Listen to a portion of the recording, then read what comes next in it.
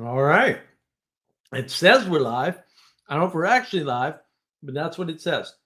So the opening for this is all about, we'll say, a set of comments that Adam made to me about not just the Barbie movie, although that's how it started, but also about another movie, a previous film, and I'm going to make a case for both those films. And I have just returned from seeing Barbie. And I will tell that story right after Adam tells us about the framing for how this live stream actually came to be. Go ahead, Adam, take it away.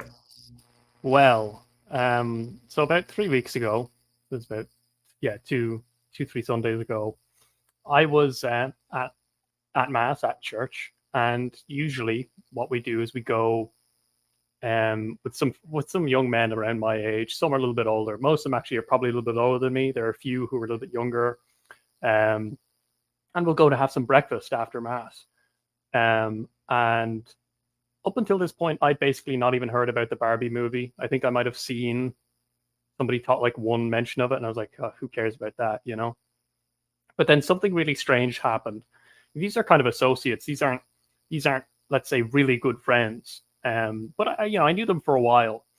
About the past 6 months, kind of on and off seeing them, and they just kind of started mentioning Barbie all of a sudden during my breakfast, during our breakfast. But like, in my head, I'm like, okay, well, I don't know anything about Barbie. These guys are all kind of immersed in the world of Barbie, apparently. And they start talking about the film. It's strange because some of the younger guys were, one was 17, one was 18. They didn't really have much to say about it, but it was the older guys, around guys my age, maybe kind of 23, a little bit older. Some of them were 28 or 27, started talking about it, and they used a very particular phrase which I was very perturbed by. They said, in relation to Ken, they started using all of these words. I heard Kenergy, Kenergy, what is this? So they utter a very specific phrase, he's in relation to Ken, which is one of the characters in the Barbie movie, apparently. He's literally me. And the whole conversation was revolving around Barbie as well. I mean, I was very much used to it, actually just trying to kind of get into, how are people's weeks, all this sort of thing, the sort of things you might talk about with somebody when you're eating breakfast with them, But no, it became dominated by Barbie, and and it was very strange because you also had political framing in it as well. So some of them might have said, oh, it's very, and they might have said, oh, it's very right wing, and it's like, there's very like the kind of, let's say, the quality of conversation, but even the world in which we were kind of discussing things became very flat all of a sudden. And so I was very perturbed by this, and I thought, well, I gotta see whether anyone else has heard of Barbie. So I mentioned it to Mark and Manuel, I think pretty soon after, and yeah, that was very weird. I was very, very disturbed, and luckily Mark Emmanuel helped me think that through. Yeah, that was weird. Yeah, that was very weird. In fact, very disturbing. Another interesting part about that conversation was it wasn't just Ken that these young men, very good, I would say, very good young men, um, uh, identified with it. So with Ken, they said literally me, but then they made the reference to Joker, the Joker film, which came out in 2019, and so I just found it very strange because the conversation kind of the quality kind of dropped, and we were all in this kind of flat world of, oh, Ken is literally me. And I noticed that the younger guys, 18, 17, didn't actually, the previous week and the previous week before that, they were actually kind of interested in the conversation because they just wanted to enjoy a meal. Really, I think, and have a bit of small talk and really just enjoy each other's company. But then they kind of quietened down. It was the older guys who got into it, and so that's my context for even finding out about Barbie to begin with. So that's my in on this. Ever since then, my mind has been occupied occasionally with thoughts on Barbie. Yeah. I remember you telling me about this, telling me about not only are they identifying with Ken, but Yeah. also this identification with Joker. Mm-hmm. And what happened was I heard this and I was like, Adam, you're a nice guy. I know you well. You must be lying. This can't. No. Just a no on Yeah, both. fair enough. Right? So the way I saw the Joker was I was watching Sargon of Akkad, it's 2019, right? Watching Sargon of Akkad, he goes to see this movie, comes back, does a movie review on his channel, right? And the first thing he says is, you should watch this movie first. Now, Yeah. he hadn't ever done that before.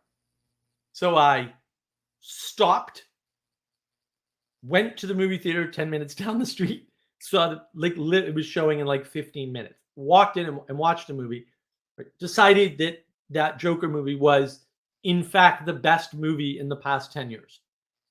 Okay. Now comes this comment, and I'm like, wow, how could anybody identify with Joker? It's overtly a bad character. Like it's designed to be a negative anti-hero, type kind of character. And well, anti-hero in the fantasy world, right? Actually not even close to a hero, an actual villain, right? Thinks he's an anti-hero in his head, right? It's really strange. It's a really strange film, but it's also brilliant and beautiful and awesome. Yeah. So I hear about this film, and then I'm down at the Washington, D.C. conference, right, which was on, roughly speaking, on community and reviving culture. And I'm there with Pastor Paul Vanderklay, my wonderful friend, and he tells me on 3 different occasions over the 2 days, you must see this movie. And I'm like completely puzzled. And I had watched his review. And in his review of Barbie, what he basically says is, watch Ben Shapiro's review, I watched Critical Drinker's review, I watched the movie. There's more here. This is a very important movie. They're not wrong. And I'm like, oh. And then his review interferes with their reviews. And I'm completely puzzled. I'm baffled by this, completely baffled by this. And then what happens is I start looking at, what's going on with the Barbie movie, right? I watched the Ben Shapiro review. I'd already seen the Critical Drinker review. Then I saw another Ben Shapiro review with Brett Cooper, who's a 21-year-old female. And Ben and Brett are talking about the same movie, but they're not talking about seeing the same thing at all. And I'm like, well, that's more than a little strange. And then you start to hear these patterns. That's what I do, patterns. And I'm like, oh, this is a weird, these are not normal sorts of patterns. So we were going to do this last weekend, but things. So I decided to go see the movie. So I just got back from seeing Barbie. And the point is not actually to talk about Barbie per se, although I have a lot to say about that, if I can manage it. And maybe I should say nothing because words are insufficient. I am really having a hard time wording now. Like, in general, I feel like my ability to word has been broken in some fundamental fashion. Down. Yeah. Well, look, I mean, Barbenheimer for real. Like I whatever zeitgeist that is dead on. Like this, Barbie is the nuclear weapon of storytelling. I mean that in every possible interpretation, good and bad. Like it is a fascinating film on so many levels. But the real point is, why are we living in a world where people are identifying with characters that don't have any known positive affect, with lost characters? The Joker is very much a lost character.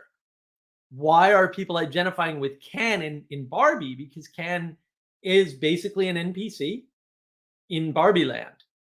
And then he goes into the real world and becomes an un-NPC, or sees what the world would be like if he weren't an NPC, and says like, wow, I'm respected. That's amazing. Like, totally reasonable by any standard, right? And then he goes into Barbie land. And this is just one of many potential interpretations of the Barbie movie. which is valid because it's there, right? Goes into Barbie Land and takes over. It takes like 5 seconds, as Ben Shapiro says. Yeah, it takes no time. And so what's going on there? And then there's so many flips in Barbie. There's so many flips. But effectively, the end story for Ken is the Barbies try to take over through using all the standard trope female subterfuge tactics for real. And I think they got all of them, even. Like I bat your eyelashes, pretend to be stupid, like all these things. And that's how they sort of take the power back, if you wanna quote funky music. Right. So the interesting thing about it is they make the Kens fight with one another, which again is like, this is not a good look. Why are you doing this to women? Right? Yeah. And the then, guys. And the well, guys. and the guy. Well, and there is no point in the movie where the masculine ethos is allowed to persist, and it is made fun of at the same time. And so there's, it's so difficult to talk about. It's the final battle where they get this Kenergy stuff from is this scene where they're dancing. And so it's like West Side Story in a lot of ways. Oh, wow. What, Yeah. they're dancing, they're getting their energy from, are they dancing alone or together? No, they're dancing together, but they're supposed to be in a fight, but they're actually not. And so they're coming together, two main Kens, because there's main Kens. Nothing in this movie. If you make any sense out of any part of the Barbie movie, that's you. It's not in the film. There is no messaging in the film whatsoever. For real. I wouldn't have said this was possible. I saw it for myself, having a really hard time with it. Like right now, I'm of the mind that if you come out of this movie and you are not stark raving mad after watching it, then you saw whatever you wanted to see in the film. You did not. No two people are going to see the same movie when they go to see this film. And you could Neuralink those people, and they will not see the same movie. It is not possible. There are too many combinations. I've been likening it to a jigsaw puzzle with round pieces, only round pieces, and that nothing is connected in the film. And everything that is overtly explicitly stated in the film is overtly explicitly subverted in the film. So it's not even subversion, it's just flat out denial. Because like, well, we know we said we're a for-profit company, but we're really not. But then we really are. What are you doing? And it's not underneath. It's all explicit. A lot of the movie is just shot for shot remakes of other movies like West Side Story and The Matrix. For real. Like there's so many Matrix references in this film. It's almost like they should sue. Like this is insane. You almost didn't make your own movie. Yeah, it's all the seminal and they're all subverted. Every single Matrix scene is also subverted. At one point it just turns into a Pac-Man game, which I love Pac-Man, so I'm all in, but sure. Really? So I now have to say that either the Joker is the best movie in the past 10 years or Barbie is the best movie in the past 10 years. And whichever one you pick, the other one is garbage. Because the Joker was a coherent, consistent, beautifully made film. And Barbie is an incoherent, inconsistent, beautifully made film. And I did a tweet earlier today, just a few minutes ago, actually before the stream, kind of summarizing my thoughts on this particular film. And Barbenheimer is real. That ethos is real. This is a destruction. And the real question is not how did they make the movie? Why did they make the movie? Why are people identifying with the Joker? Why are people identifying with Ken in this crazy movie? right? Which is a movie, you got to put it in context. It's the Barbie movie. It's made for women. It was advertised to women. It's primarily a woman story, right? And yeah, there is a story Ken in there, and it's appealing to men, and it's appealing in a way that they resonate with. I mean, that's how you get $1 billion movie. You're not going to get $1 billion movie cutting the movie audience in half. That's not going to work, right? You get $1 billion movie because you can get both sexes to go. So you got to offer something for both of them, and it actually does do that, but not in the advertising. So the real question is, how did we arrive at a point in time, at a way of being in the world, at a culture that would be able to make this movie Barbie? And I would, to some extent, make the same argument for the Joker, because the Joker is a pretty tough film at the end of the day. It's a difficult film in many, many ways, just not in the ways Barbie is. How is it that people would be attracted to this film in this way, right? How is it that they would find a message in a film like this? Because I'm just not sure. I mean, you are going to see a reflection, or you're going to go crazy. One of the two. You cannot analyze the Barbie movie. It's not actually possible, because there isn't a coherent message in it to analyze or critique. So you can't actually do that, right? You're already at the quote meta, even though I hate that word, level, right? You're at the level of what the hell just happened, not how do I understand what I saw. Like you're not going to understand what you saw, right? You're going to see, if you're Ben Shapiro, right? I'll answer for you right here, Mills. Is it a mirror? If you're Ben Shapiro, you're going to give the stereotypical Ben Shapiro political movie review based on the propositions that you normally talk about. If you're a critical drinker, you're going to give the quintessential critical drinker review, right, that you normally give on a movie made in Hollywood in the past 15 or 10 years, whatever time frame he's using, right? That's what you're going to do, because that's what you're going to see, because that is also there, along with every other possible combination of every other possible thing that you could possible in your possible brain. It is remarkable to me. But the question really is about this framing. How is it that people are framing their lives such that they are identifying with Ken, who's an NPC in the movie, or the Joker, who is an anti-hero in his head, but an actual villain in the movie, has a psychotic break that is not hidden or subverted in the Joker?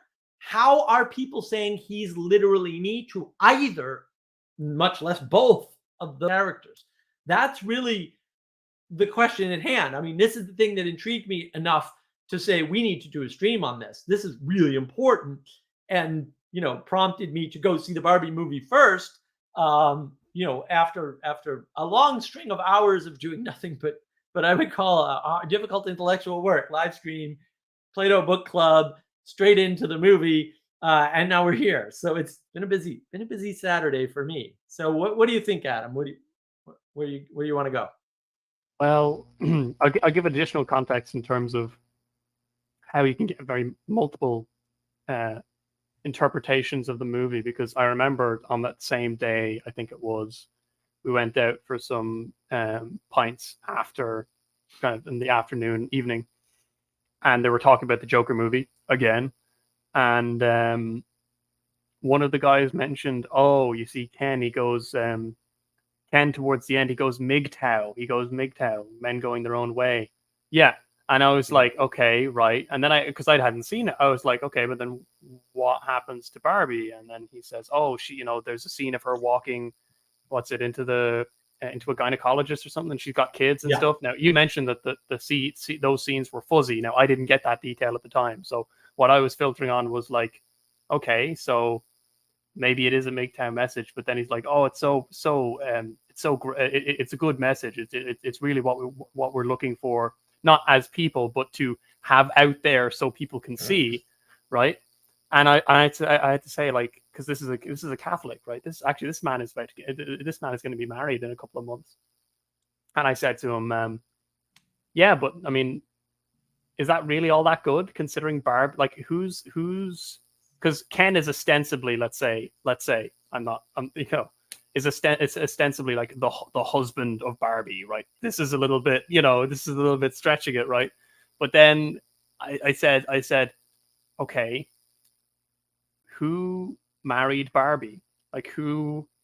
Because it's not Ken if he's gone his own way. And like, I was kind of pointing out, like, well, maybe there's, you might say MGTOW is all great. I was like, yeah, but what about, like, maybe there's some divorce going on here as well, and maybe that's not so good.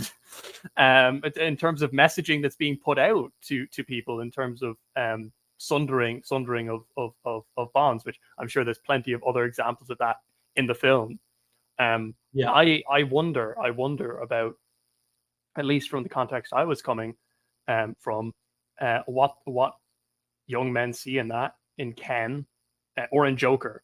I will say that there was a time where I sort of would have looked at Joker, and there would have been something of that would have called out to me, and identifying with that fantasy, identifying with all of that. But Joker is a vile character, and he doesn't have a happy ending, and Right. and that's fine in some sense, because it's like, well, maybe we're not all cut out for happy endings, but his ending is not just an unhappy ending, rather an unfortunate ending. It's an ending where there's no hope, an ending where there is no let's say the theological virtues. There's no charity, there's no faith, and I mean, that's worrying, that you would have men who are going to church every Sunday, kind of identifying with that, and that I feel like there's probably something of that identification that's actually pushing the brakes on their progression in that sort of life that they're looking to lead. Which is funny, because it's kind of two opposite poles. One is trying to bring them out of themselves into the world, and the other is trying to get them to rail against it and atomize themselves as well. Yeah, and I did want to read my tweet, because my tweet is, I don't even know how I did this tweet. The Barbie movie is both peak postmodern and destroyer of worlds. The meaning crisis is explicitly stated by Barbie, by the way. Subversion and nothing else. No two people can see the same movie. Beauty manifest as destruction itself. No true and no good. That's why Barbenheimer is real. And the thing about this film, and like, there's so many pieces I could pick. This is because there's just an infinite number of pieces in the movie. In everything that works in the film is propositional, except and again, it's so, like, it's beyond fascinating. The mother-daughter broken relationship that is part of the underpinning of one of the threads of the film is mended by singing together in a car. That's what fixes it. Which just harkens back to DC and my observation that, we opened with song and that worked pretty well and there was no conversation, right? Everything else, however, is magic words. So the way they disenchant the Barbies from the Ken enchantment. So when Ken comes back early into Barbie Land and takes the place over in like 5 seconds, the Barbies are happy to be stereotypical housewife women.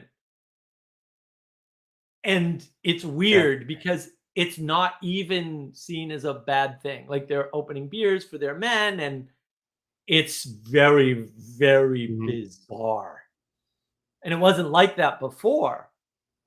It was jarring. Yeah. Right. But then what ends up happening is the one woman from the real world talks to them. So they grab them one at a time. She gives them a speech that snaps them out of the spell. It's actually what happened, like unabashedly what happened. And then So this MGTOW thing, this is puzzling to me because it's like, did you just take the second half of the scene? How did Yeah. you get there? Because what happens is the Barbies take over and Ken's like, I don't know who I am. And she goes, you're Ken. And he's like, no, it's Barbie and Ken. And she goes, yes, but you're just Ken. And he's like, there is no just Ken. It's Barbie and Ken. I only exist basically from your attention, which they stated earlier in the movie. Ken lives for Barbie's attention, which is totally backwards, like totally, completely backwards. Right. And so that is, to me, like there's no MGTOW message there. He's being let go and cut off. Yes. And the way she snaps him out of it is maybe it's Barbie and it's Ken. So she literally inserts a contraction into the previous phrase that he had spoken, and that makes him his own person. Oh, no. Right? I was just like, you no. You know, like you can't be watching this. This can't happen. And then if you did, who would identify that as MGTOW? The statement of the movie is Ken is nothing without Barbie, and she'd cut your ass off, dude. Yeah. Yeah. Well, it's not even the statement of Barbie. That's the statement of Ken and the narrator. And there's all this fourth wall breaking throughout the film. Yeah. Like the fourth wall is just like there ain't no real fourth wall. It's more like the fourth thing. The wall. The fourth fence. It's not even a fence. It's almost like an open window. It's the fourth open window. It's really what it is, because it's constantly being leaked in through various methods. Some of them are, covert, and some of them are overt. But and I don't think Mills is correct. Joker is about someone who has reached the limit of society's ability to carry him. We're all there, dude. Joker is about so many things that narrowing it down to one thing would be kind of silly. Joker is about the struggle of the common man, which is interesting, contrasted through the lens of somebody who's insane in a way that he fancies himself to be sane, which is an interesting. That's why Joker's probably the best movie in the past 10 years, because even contemplating doing that at all, much less correctly, is silly, and yet it was done.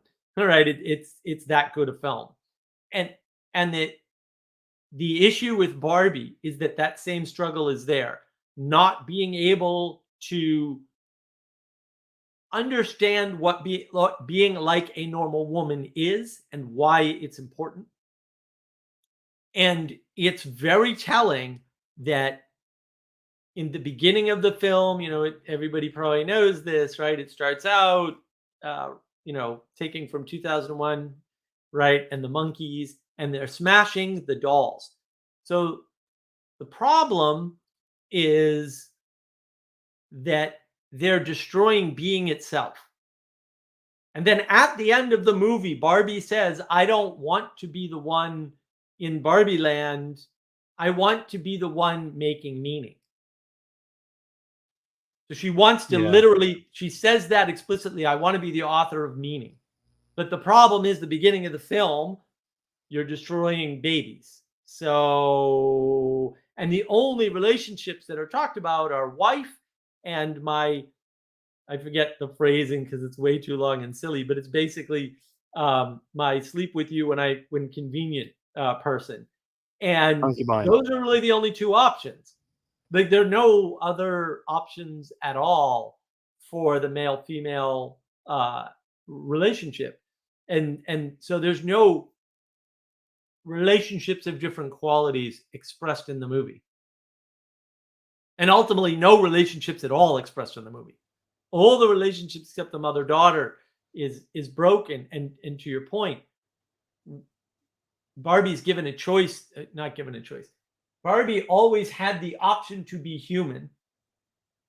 and the Oracle character or equivalent, which is the original creator of Barbie, who was the original CEO of the company until the 90s, by the way.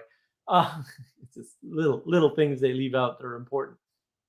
She basically says, I would be irresponsible if I didn't show you, what you were in for if you human or something, because it's not a choice. It's stated as not a choice. Like somehow you manifest it without choice is the implication in the film. And so what happens is she grabs her hand and you get these very fuzzy, flickery pictures of women with their daughters. Not clear. And it's not stable. And they're all happy. And so it's not a warning, but it was couched as a warning. And this is what I mean. Like, it's not really subversion because it's overt.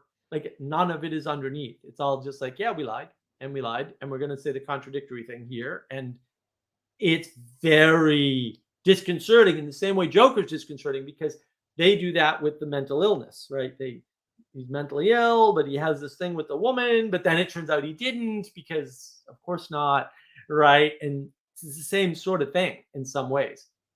The delusion is kind of front and center. There's no hiding it in Joker, right? There's just you're seeing it from his perspective, and then you realize actually this man is something of a psychopath, and he's committing evil acts because he can. Whereas in the Barbie one, it's you're never out of that. It's like a fever or something, a fever dream. It's not exactly clear where you are, and how people act in it is well, and it's both. It's the two worlds bleeding into each other in both movies. Yeah. Right, and then they're both perspectival shifts. Right, so Joker, you have the perspective of an unreliable narrator. Right, it's like, okay, we have an unreliable narrator who knows he's unreliable, but doesn't know how unreliable, obviously. And then in the Barbie movie, we have all this fourth wall breaking from unknown, unseen forces. And towards the end of the film, again, this oracle type creature, she says, well, I'm asking you to make me human because you're the creator. And she says, I don't have that power over you. And I'm just like, what? Oh, no. So, yeah. First of all, was it funny? Because I think it's supposed to be a comedy. There were 3 points in the movie where I actually did laugh.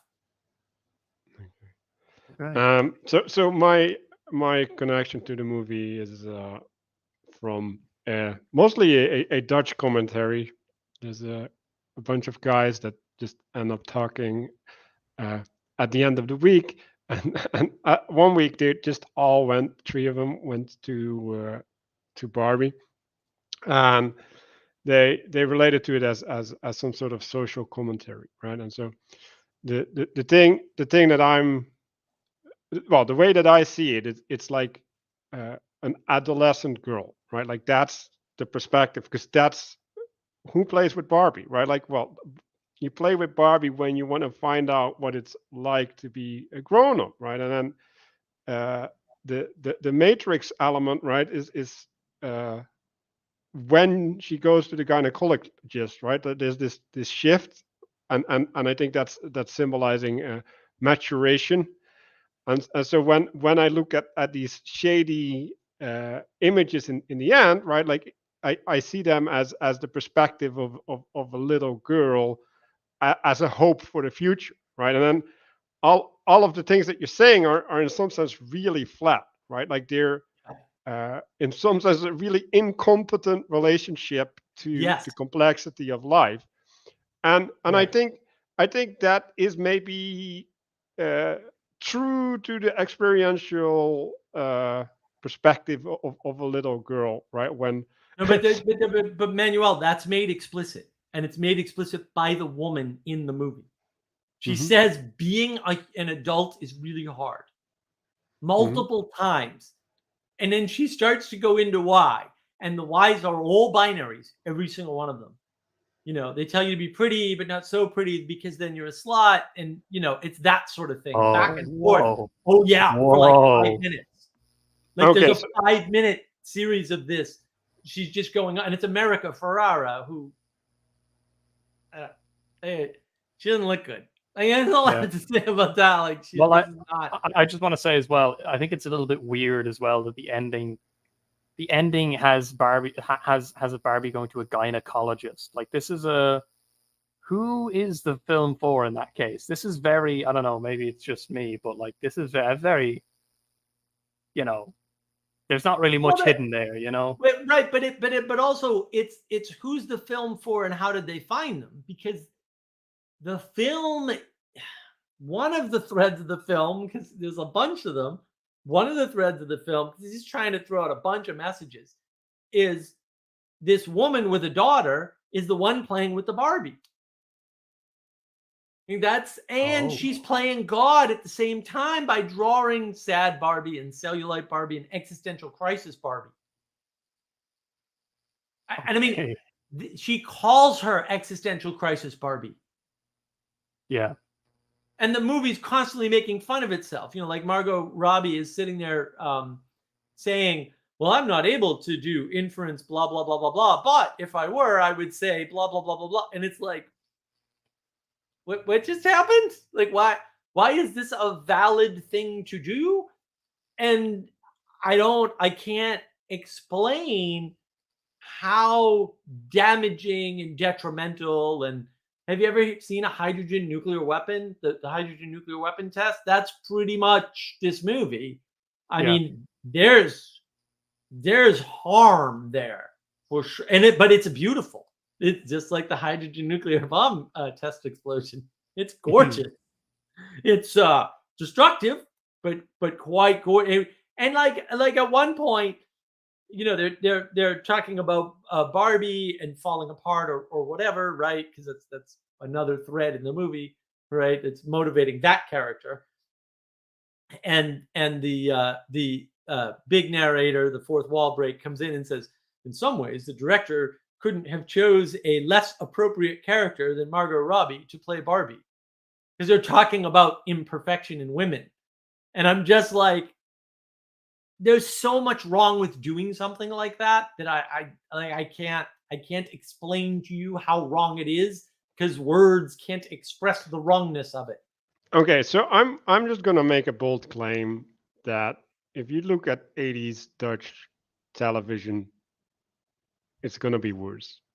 Well, that's possible. That's possible. Well, I think the intimacy crisis, which leads to the meaning crisis, manifests in different cultures at different times in different ways, right? And I was talking about this on the stream last night too, about Ghost in the Shell, and how that's just Japan is at the end of the meaning crisis. That's what that is, right? You want to see where the meaning crisis ends? Go look at Ghost in the Shell. That is the last stage before where they're at now, because that was back in the 90s, right?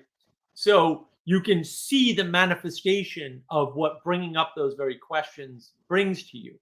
And at the same time, like, there's so much going on in Barbie.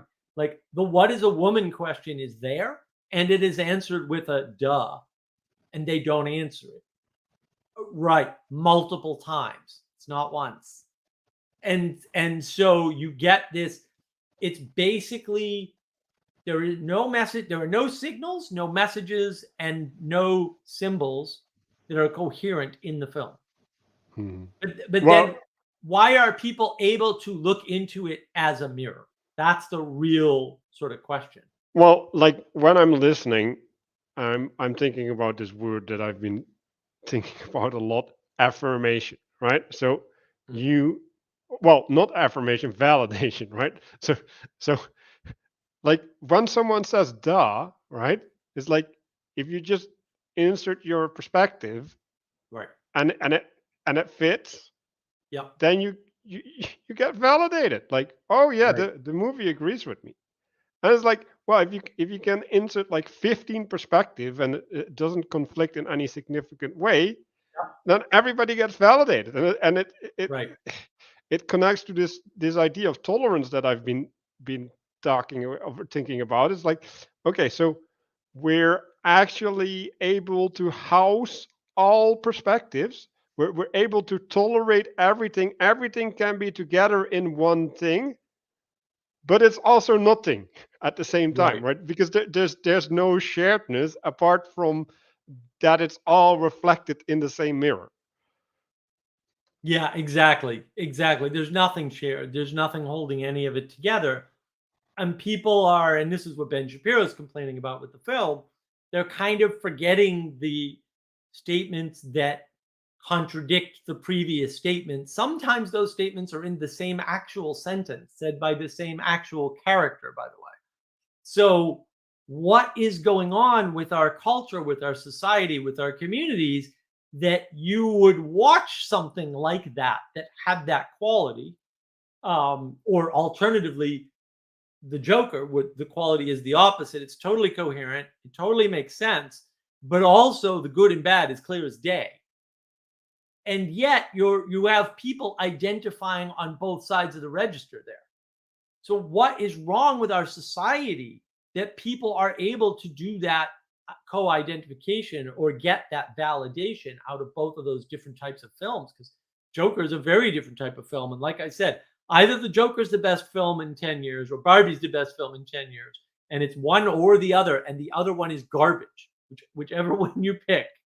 Because they just have this weird quality in terms of consistency that has that property to it.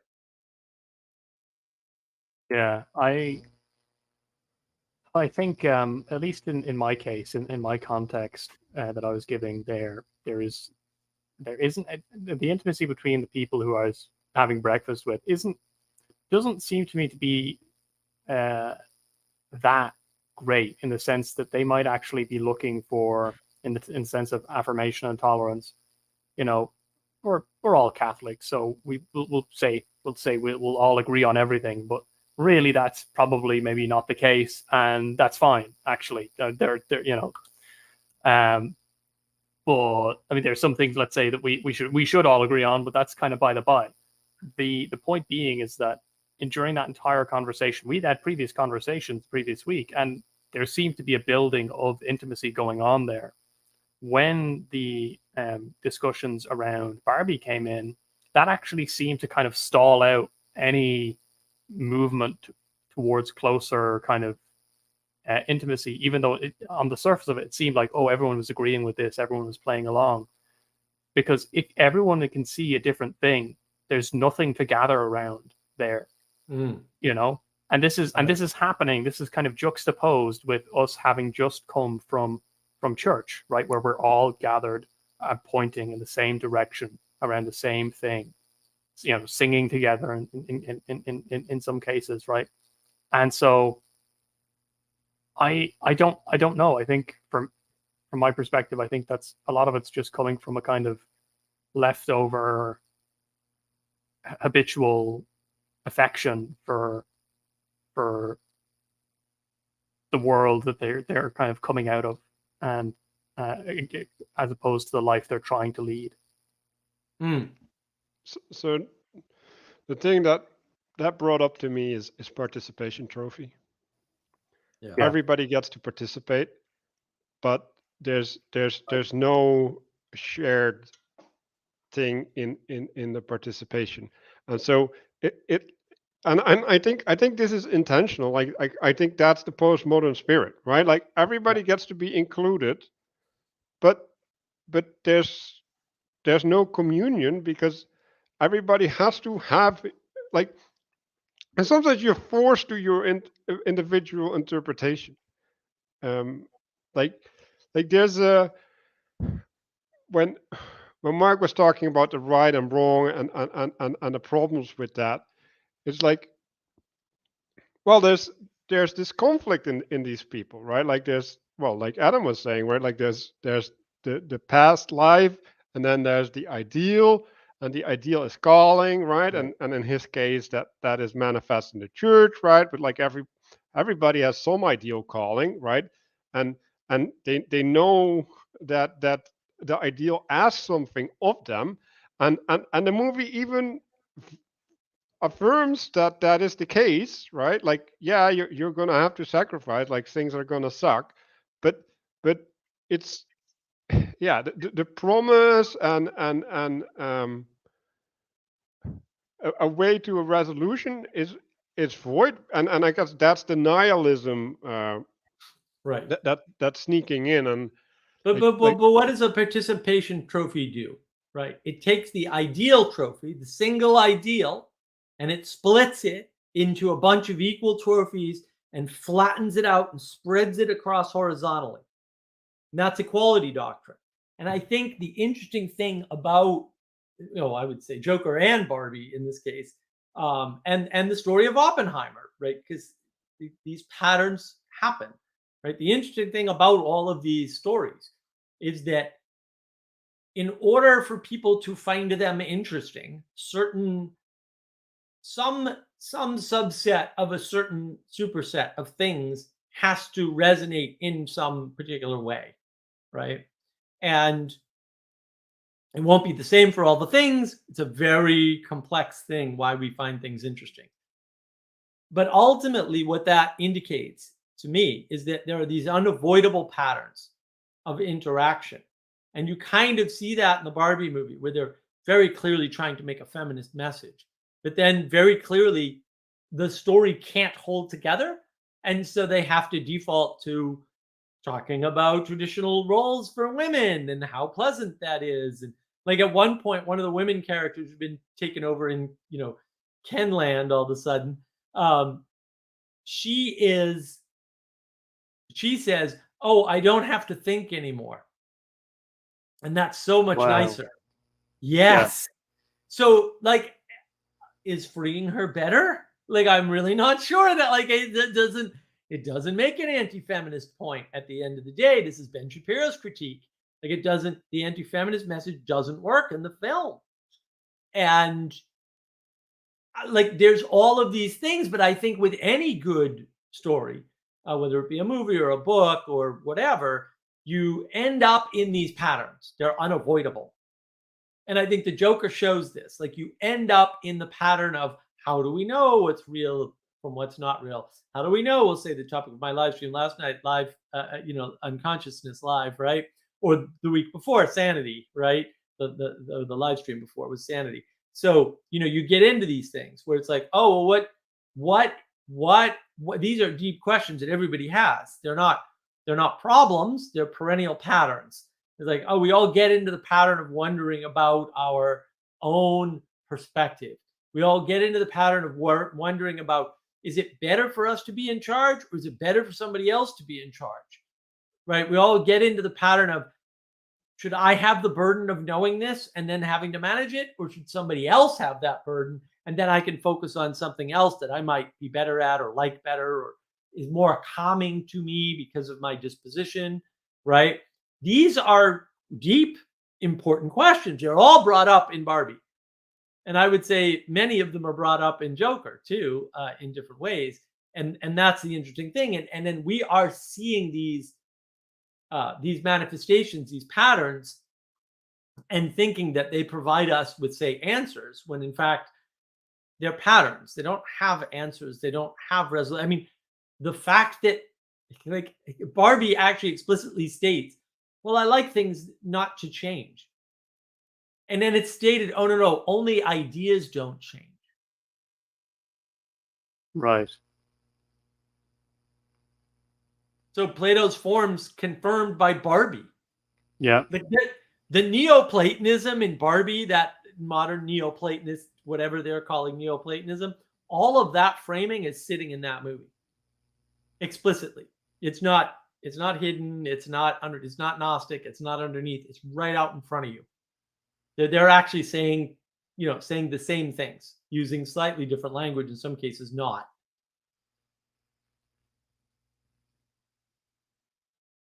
Yeah, and I think that's what growing up is, right? Like you have to face those choices, and there's the wanting to retreat, right? And then in the case of Ken, there's a rejection, right? It's like what do you do with that, right? Like you have a dependency, right? And right, like it's funny in that sense that Ken was only there because Barbie needed a partner, like in real life, right? Like Ken was just created so that Barbie wasn't alone, and and yeah, like if you identify with that, right? Like there's no place for me but just to fill this role, and my uniqueness is not contributing to what I'm providing, because I think that's basically it, right? And then it's like, Yeah. well, why is your uniqueness not providing, right? And if it's not Well, providing, it's probably going to be a detriment instead, well, right? in Barbie, she is prototype Barbie. So she's the blonde original Barbie doll. So she doesn't have a uniqueness. That's stated explicitly. Everything is stated, including that. And it's just bizarre because there is no ending to that line. There's no resolution to it whatsoever. It's just stated as is and moved on from, very much so. And I mean, in many ways, like to anybody looking for meaning, right, or trying to work out the intimacy crisis, it's not there. It's like I said, like if you watch this movie and you don't get a clear mirror of yourself, you are going to go crazy because you try to make sense of Barbie, you're done. Your brain is never going to work again, ever, no matter what. You know, like it's over for you. There is just nothing there, and it is remarkable to me that anybody's able to make any sense of it other than, like I said, the mirror is clear as day. You'll see whatever you normally see in a pure form too, and that's the other thing. Like it is a pure form, that mirror, and that's sort of the interesting thing, because ultimately they are children. This is both of those movies, Joker, right? A lot of the more recent movies, they are all children, and it is about growing up because they never matured, and the men in the Barbie movie are all like freaking 8 years old. It's just terrible, and interestingly, so I go there on purpose late because I don't want to see the first 15 minutes of trailers, and there are 25 minutes of trailers. Amazingly enough, I was shocked, utterly shocked. Um, so I get there and I'm like, all right, well, I might as well sit down and watch trailers. And the trailer was for the Marvels. And the Marvels, of course, is Brie Larson, and now there's two other women, and they have to cooperate to save the world. So you can see the superhero genre going from a single agent as the savior of the world, or the protector of whatever, right, into this more intimate, if you will, right, relationship with other characters that are required to save the world. And it's stated in the trailer, you can't do it alone. It's like, oh, so all of a sudden we're back on the side of community and culture, right? Wait, and I have a video on navigating patterns about this, right? Like, the culture war is not a war between cultures; it's a fight to have culture or none. And you may not like the option that you have to have culture, but like it's just too freaking bad because culture only works within a certain set of constraints, and therefore it has a certain set of flaws, and so you're kind of screwed. And not wanting to grow up is one way to stay out of culture and remake it, because you can always stay in Barbie Fantasyland or in Joker Delusion Land or in whatever other kind of fantasy that you want, and remain in that space as a child because someone else is taking care of you. Yeah, you can still always play make believe and make believe whatever you want. So it's interesting to me that there's an adultness to the child, right? So and the superhero makes that even more extreme, right? Like if your superhero is embodying a child, then the agency, right, the potential that the child can wield is enormous, right? And that's problematic, right? Like as a child, like the reason that it works is because you have a dependency, right? If you grow out of the dependency without the regulation of your agency, then you get into a conflict, and it seems like the whole of society is like on a group level trying to figure out what it is like to grow up, Yeah. and it's the answers that are coming out are not mature, right? Like there's still imaginations of immature society, and it, yeah, right. I think that's because there's a wrestling with these spirits, right? The spirit of tolerance, right? The spirit of inclusion, right? It's like, because the real growing up is realizing that you cannot make these things happen, and you got to find a different path. Like you got to surrender to reality, so that within what you can do, you can reestablish uh, well, something generative. And I think that's where everybody's failing, right? And you can look at the divorce rate and all of that stuff, right? Like the the capacity to grasp onto the generative and well, bind yourself is lost. And if we go back to this idea of a child with a lot of agency, right? Like that means that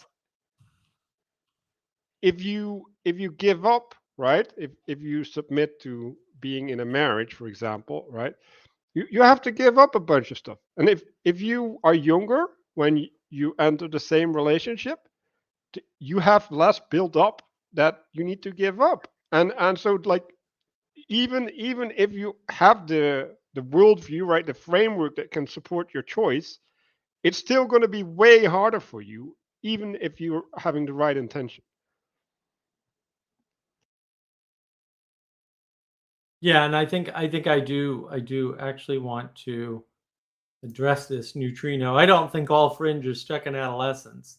I didn't think we were talking about the fringe, and this is the problem. Like, Hmm. we're talking about the norm of the population, so the middle of the curve. This is $1 billion movie, Barbie. It's $1 billion movie. You don't get to $1 billion if you appeal only to one sex. That's not happening. All right. I mean, women will go to men movies mainly because they want to be with the man, and usually there's a romantic component in there on purpose to make sure women are happy, right? And like the pure sort of blood and guts movies, women won't go see. And pure rom-coms, a lot of men won't go see a rom-com on purpose. Although I quite a few rom-coms, I'm like, oh, this is pretty good. They're also very good movies in general, but there's something going on here, and it's something in the middle of society. Because fringe don't go to movies, so they're not. We're not the ones we're talking about, and the inability to deal with where you're at in life and matching that up to society is really what we're talking about. So, neutrino, how is the Joker struck in adolescence? Oh, Let me count the ways. First of all, he has fantasies about a woman that aren't real. Um, yeah. and the Joker believes that he is an average person, and he starts out having an average person job and being an average worker on the street. He is not a fringe component. He is pushed to the fringe. And so, and this goes back to the original point that we started with, was why would anybody say the Joker, he's literally me, which was what Adam told me. And I was just, I mean, I'll say it again. I'm not being funny. I'm like, I like Adam and I believe Adam, but I don't believe that statement from anybody. I don't Yeah. care if Adam says it or whoever comes down or whatever authority. That is an unbelievable statement, because how the hell could you possibly identify with the Joker except that you feel like an average guy and you feel like you're pushed to the outside, even though you may not be, which is the worst part about the Joker, is that a lot of the things he believes about what happened to him and why, he is wrong about. It is a Yes. perspectival problem on his part. It is not a problem with society. And I can understand why, if you saw the movie, that's what you saw. I get that. But also, That you saw one possible interpretation, but you didn't see what I would call the more likely interpretation, that he could have been normal if not for the fact that he had this break. And the break was largely precipitated by learning about his history and believing that history of mental illness that sort of predates the start of the movie. It's a very middle out thinking movie. See my video on navigating patterns for middle out thinking, right? And so that to me is what's so fascinating about the movie. And that is, look, that is neutrino. That is the point of the Joker. The question in the Joker is a very adolescent question. How do you know that your notions are delusional? That's what the Joker deals with. And in many ways, that's what Barbie deals with too. Right? That's the whole point. And Mills, my buddy Mills, that's an excellent point. Half of the reciprocal narrowing, it starts with the Joker. Right. And so why is it that you think that you've been destined to play out the part of the Joker in the Joker movie? Well, what would lead you? What would put us in a position where we have created a society where we created men of an age, because they're of a certain age, that now have an attitude that would resonate in that way with that movie? Because that to me is like, at one point, fascinating. At the other point, completely horrifying. Terrifying. Yeah. Well, the adolescent part of Joker as well. I mean, it's the typical thing you hear about quote unquote adolescence. Now, for my part, I think that's a made up term in the sense that it's a kind of middle period. You're supposed to rebel against your parents. Unlike somebody like my grandfather, for instance, who went to work at 14. I mean, you know, it's just, and he was providing income for his mom and dad, shoveling coal. Yeah, Joker is exactly the image of that in an adult man, and how those notions come about, right? So, is it all just a delusion? It's like, well, you could ask that question, or you could say, well, it's much of a muchness. I'm here. I'm going to do stuff. I'm going to try and do good, and kind of adjust accordingly as time goes on. No, that's an excellent point. Previous generations did not think of adolescence as a time of rebellion. Like nobody ever said that before the 50s, so far as I'm aware, and that is reflected in the movies. Like that is a cultural affectation of film. Mm-hmm. You know, like that's a big not that it also wasn't other places, but film was the big medium at the time. And I do want to address this from Neutrino. So existentialism is childish is a fair summation. No. When you are a child, you go through something that, we'll say, some useless academic who probably should not exist, or at least not be heard by anybody ever, would call existentialism. Okay, that's retarded. It's a retarded term. Okay, it's a retarded concept. Everybody struggles with that as they're growing up. Now, either these people didn't grow up and they're stuck in the state that, from, we'll say, the knowledgeable position or the academic position, we would call existentialism, which is, as near as I can tell, is garbage philosophy. Just garbage philosophy, right? Or you are sliding back from a more mature state to a less mature state, because everybody takes it for granted. As you grow older, you get more mature, and then you're less of a boy or something. And that isn't how the world works. If you do not practice the muscles of whatever, including the mental muscles, you will lose them. And so that is the problem. I mean, fundamentally, and this has been done. Like, this has been done for years. Comedians do this all the time. My child is retarded. My child is schizophrenic. My child is a psychopath. Comedians use this language all the time. Because, yes, if you use an adult frame to frame a child, which is an invalid thing to do, but it's also very, very funny. Yeah. Bill Cosby, have you ever heard Bill Cosby's early routines on stage from like the 60s and 70s? Oh my goodness, he's funny. But almost all of what he's doing is reframing either his children or his family in ridiculous frames. And it's very funny. It's also absurd, and that's why it's funny, but it's also, listen closely, absurd, right? It's absurd on purpose. And that's actually really important to realize. This is something that no normal person would do except as a joke.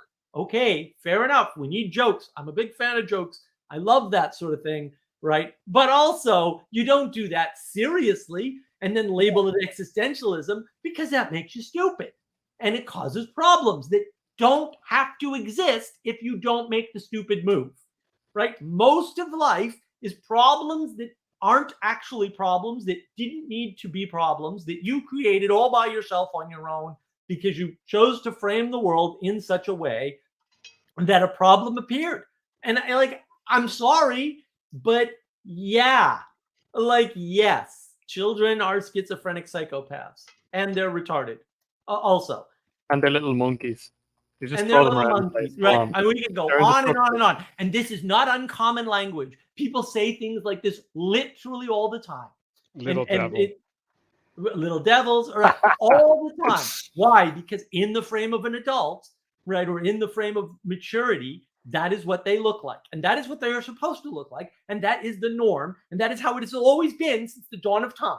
You can be upset about that. But also, you were born at a particular time, in a particular place, and too bad.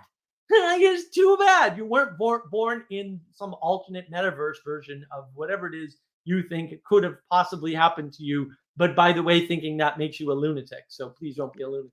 So I wanna go into the validation, right? So there's a progression in the modernist era where Error. well, that I was gonna come to the fact that it is an error, but but there's this liberal mindset, right, where we have to liberate ourselves. So how does that work? Well, it's identifying a problem, a oppression, and then you revolt against it in whatever form that takes, and then you establish a new normal, right? And then the new normal, like it goes into an equilibrium, right? And now there's something else that's suppressing you, and you do the next revolution, and you keep revolving, and at a certain point we ended up at the feminist side of that equation. But this idea of this revolution, right, and the ground that is gained, right, and therefore what is accepted, right, what is perceived as the norm. It's not an actual norm, but because society is not adhering to the norm, the norm becomes what is present all around you, right? And if you don't have a way that you try to be normal, right? Like if you don't have a practice that sustains you in that, right? You're gonna seep yourself into the cultural version of that. Now, when we get media like movies and stuff like that, right? Now we get a carrier of a norm or a proposition of a norm, and that gets spread over all of humanity at the same time. Like it's no longer just a local bubble, right? So there's an acceleration in that, right? And then when the norm, right, and we go back to the fuzzy future thing, right? When the norm is fuzzy, right? When you can't have a relationship to the norm, how are you going to navigate these spaces, right? Like how are you going to navigate these stages of life, right? And then we get solutions like psychology or life coaches or boot camps or whatever, right? Like we start making structures where we're like, oh no, like we need to oppress ourselves again, right? But we need to voluntarily choose our oppression so that we can be liberated within our oppression. And you get like a religion around these Right. ways, because that's literally that which saves you from falling into the pit of nihilism. And Yeah, exactly.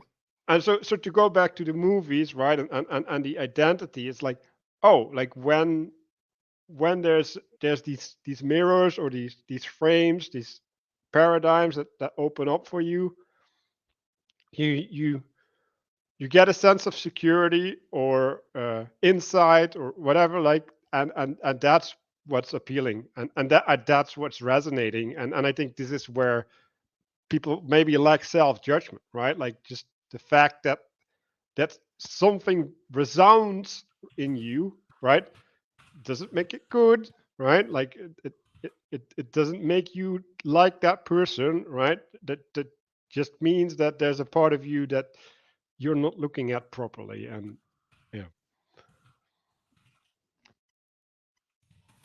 Yeah, I think too, there's so many little pieces that come up. Like there's a point where they're telling Barbie, like, no, you aren't the things you own, you aren't your house, you aren't your clothes, you aren't. And it's just like, so there's that rejection of material definition, right? Which is great. There's a denial of materialism in the movie, right? Um, there's all these crazy sort of messages that are unconnected and often completely contradictory to one another, right? And it's a really strange way to make to present a string of ideas with no coherent, well, we would call it narrative, right? But I would call it no coherent story points.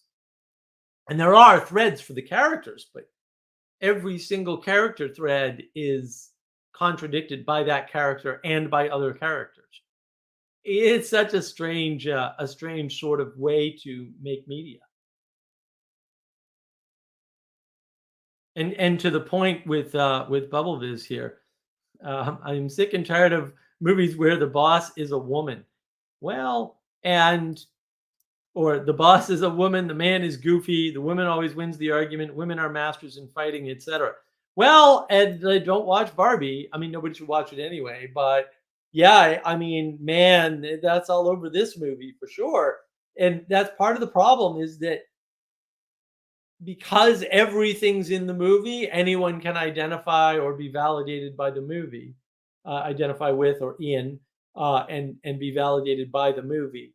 And most of your patterns in life that people are, we'll say, struggling with or treating as problems, even though they're not, are addressed in the film in some way.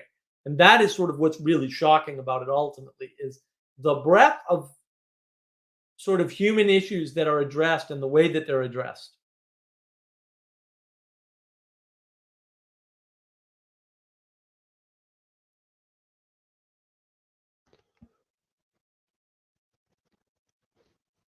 So yeah, the question is, what's your goal, right?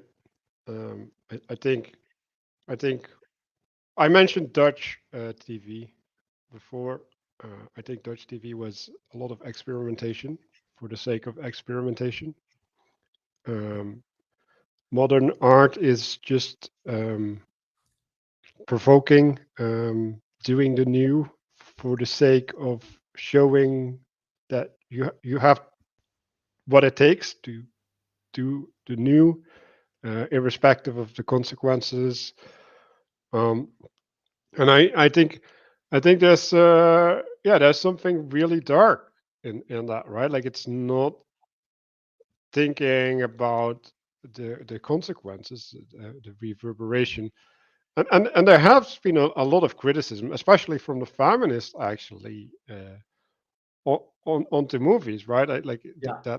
that they were misrepresenting certain things, Right. and probably fair in some sense, but Well, then no. I mean, the reason why is because their goals weren't met, right? And so they, if their thesis is, if we own all the methods of communication, if we own all the quote propaganda, whatever the hell that means, if we own all the lines of communication and we control social media, and they did for a while, and then we do something like, insert a spokesperson for a beer into the system, then all of a sudden our superiority will be recognized, our power will manifest, the spell will work.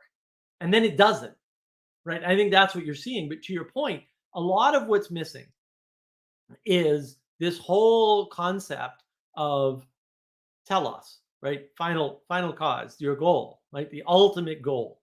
And nobody in the Barbie movie has a goal. Some of them have jobs, a bunch of them have roles, a lot of them have identities, but all of that is subverted overtly within the film at least once. And what ends up happening is you don't have anybody with any goals, and so there's no real conclusion to the movie. A lot of people will say it has 4 or 5 endings. That is true. It has 5 endings. You know, which is like, you can't have 5 endings to a movie, right? And yet, right? And I think part of the problem is this constant rebellion against the idea of goals. And you know, look, neutrino, you can't force a new Jungian archetype. Like, that's not a thing that you can do. You know, collective consciousness hijacking, I don't think it's hijacking. I think that, yeah, if you don't pay attention to the point of my live stream last night, you don't pay attention, you're unconscious, bad things are going to happen to you, or at least unknown things are going to happen to you, and you're not going to understand the world. And then you're going to end up identifying as these NPC characters, because Ken is an NPC in the Barbie movie, and Joker is very much playing an NPC in the Joker movie. And so the question is, why are you identifying as somebody who has no power and no control over the world whatsoever? Because that just is manifestly not true, because other people do, and they're fine. So you got to ask yourself, what are you doing wrong? Is it that you're just constantly rejecting answers that work because you're uncomfortable with the trade-offs, right? Is it that you just don't have a goal? You think you have a goal, like, oh, I want to make a lot of money. Making a lot of money is not actually a goal. Is it because you're unwilling to ask yourself the question, what am I willing to give up that I have today to get what I want tomorrow? Because maybe you have a goal and you don't have anything you're worth giving up to get it. I would say that's a poor goal, but I think that might be a factor too. People have these visions of what they want to do or what they want to be or where they want to go, but they are not getting off that couch and stopping that game machine, or stopping watching crazy live streams from Mark, Manuel, and Adam, or whatever it is, listening to the podcast or eating the Cheetos. I don't know what you guys are doing. I have no idea. But maybe you're not willing to give that up to become the next Elon Musk. Because that's not, he doesn't even own a house. Do you own a house? He doesn't even own a house. Well, even if you do, it's about getting yourself away from those attachments as well, I would say, because all of the guys I was talking to on that Sunday, I mean, these are guys who are relatively active. You know, a lot of them go to the gym and that sort of stuff. But the problem, well, one of the problems that you can outline in terms of what happens when you have no goal, I think you do see that in the Barbie movie, because at least one of them, at least when it comes to the relationships between the sexes, is like, you know, the guys with no goal, right? Well, firstly, all the Kens, like, it seems to me anyways, they want to do something. You know, they come back to Barbie Land from the real world, and they're gonna build something, and that doesn't last. They don't actually maintain it. They build something unstable or something like that. Who knows, right? I don't know. But they fail in that, and then they just revert, I think, and they fight. Do they fight amongst each other as well? Is that what happens after that? Yes. Yeah. So there's internal strife, Right. and I think that's a very good analogy for what happens when, because the Kens in that movie are actually, let's say, they're doing something in a world. We don't even know if this is the real world, right? But let's just say best case scenario, they're trying to do something. They fail, and then they revert back to basically being NPCs, or they were always NPCs, and they fight amongst each other. So it's destructive. There's a tearing apart going on there. And so even if you go out and do something, you still need to turn back to something generative, something good, and, you know, kind of help reinstantiate that, rather than, as might happen among young men, get distracted by other things and actually have things fall apart around you, even though you're trying to do something out in the real world. And if that doesn't go well, perhaps you might end up like somebody like a Joker, because all that fragmentation will leave you on your own. You know, you've tried loads of things. Maybe you're going a little bit insane. You know, maybe you regress back to childish notions about the world, and you know, who knows. Yeah, I like that. Yeah, Joker very much does that. He starts questioning his past, right? And he starts disrupting his history, tearing down the statues in his mind. That might be a bad idea. Maybe that makes you go insane. And maybe if you do statues in the real world, that makes you go insane at the cultural level. Yeah. Yeah. What's the line from Joker? I thought my life was a tragedy, but then I realized it was a comedy. And that's the line that he says just before he smothers his mother in bed. So he murders. He's a matricide. He kills his own family. Yeah, and so, Right. so it's interesting what you're talking about is basically people are in a hole, right? Like they have a problem and then they go to the boot camp to fix the problem, and then they're on the other side of the boot camp. Right. And then it's like, where are you now, right? And then it's still spin, right? And we're gonna have to do the treadmill again, right? I mean, you can Well, that's see the the game, same. but that's the game, right? That's why people say, oh, it's just a game, or it's all kayfabe, right? Or it's all a different game, right? They're always referring to the game, a game A, game B, right? They're always making it. That's why they think it's a game, because LARPing. they accomplish the proximal goal, and then now what, right? And that's why they're going after that. And we'll say the Eastern philosophies. I want to address Mills. So the film breaks all the rules of film and storytelling and features a lot of fragmentation. Is this the real message? No, the real message, Mills, is why the hell is anybody watching that? If they're why can it be made? Yes. Why is anybody, once it's made, watching it? Why, once you've watched it, are you finding things in it if there's really nothing there, as I contend? And I mean, I could be wrong, but I'm just giving you my take on this. Like, you will see whatever you will. Look, if you want a weirdness, go and watch Paul Van der Klay's breakdown of Barbie, and watch Ben Shapiro's breakdown of Barbie, and watch Critical Drinker's breakdown of Barbie, and watch Brett Cooper and Ben Shapiro's breakdown of Barbie, and then watch Jamie and Walter's breakdown of Barbie. Okay? And now you tell me what the hell the movie's about. Because Van der Klay doesn't know. Ben sees what Ben sees everywhere all the time. Like, it's the most generic vanilla Ben review of a thing that could possibly exist, right? Brett Cooper, I don't know what this chick sees. I'm a little freaked out. Like, I've seen the movie. I understand what she's talking about. All the things she says are there. There's no overlap between these descriptions. None. Van der Klay doesn't deny that everything that Ben Shapiro says is in the movie is in the movie. He doesn't deny that everything Critical Drinker says is in the movie is in the movie. But he also doesn't talk about any of it. And he doesn't see the same problems. How is this possible? But again, the fact that it even got made would be one thing. There's lots of weird movies that get made and nobody watches. Everybody thinks it's visionary, and then I watch it and I go, yeah, you're looking at schizophrenia on a screen, dude. You're seeing things that definitely are not in the movie, right? And whatever, that's fine. There's nothing wrong with that.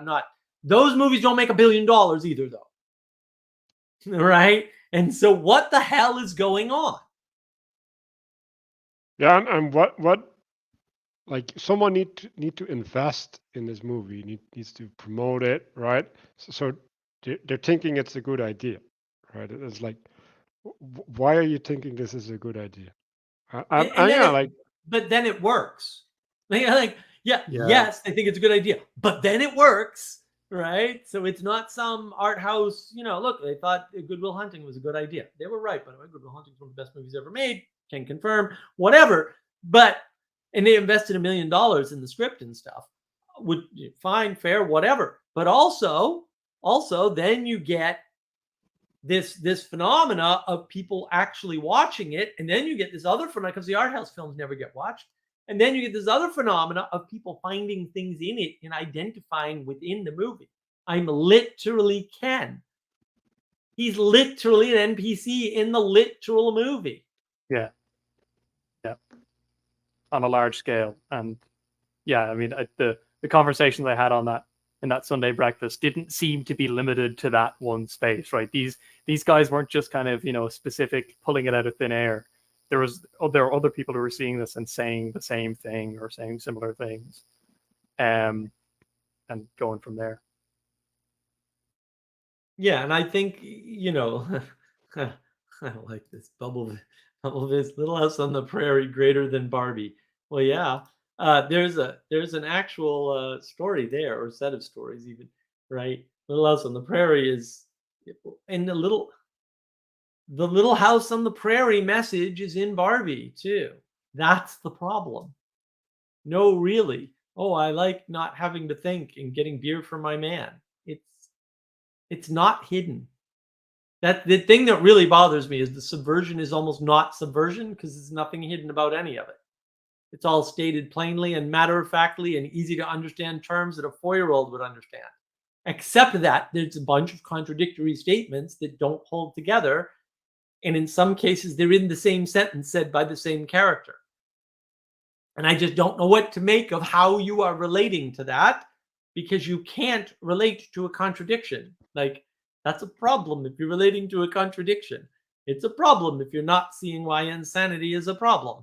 And it's a problem if you think that the world is pushing you down when in fact all you have to do is stand up and there's no force holding you. So there's this idea of ADHD, right? Like we have a really short attention span, right? And I think Yeah. that's kind of what it does. It like grabs you and then puts you at a different place, and then grabs you and puts you at a different place. Right. And if you don't have a critical mind, if you come there to be dragged along, yeah, like that's just feeding into something of the spirit of the age, right? And then to But go. you're not being dragged along. See, this is where the problem. I agree with you totally. Like I'm totally on board. There's something about the short attention span here because they're not noticing the contradiction and resisting it. That could be two different reasons. It could be both of them, right? One is they don't notice contradiction. That's a problem.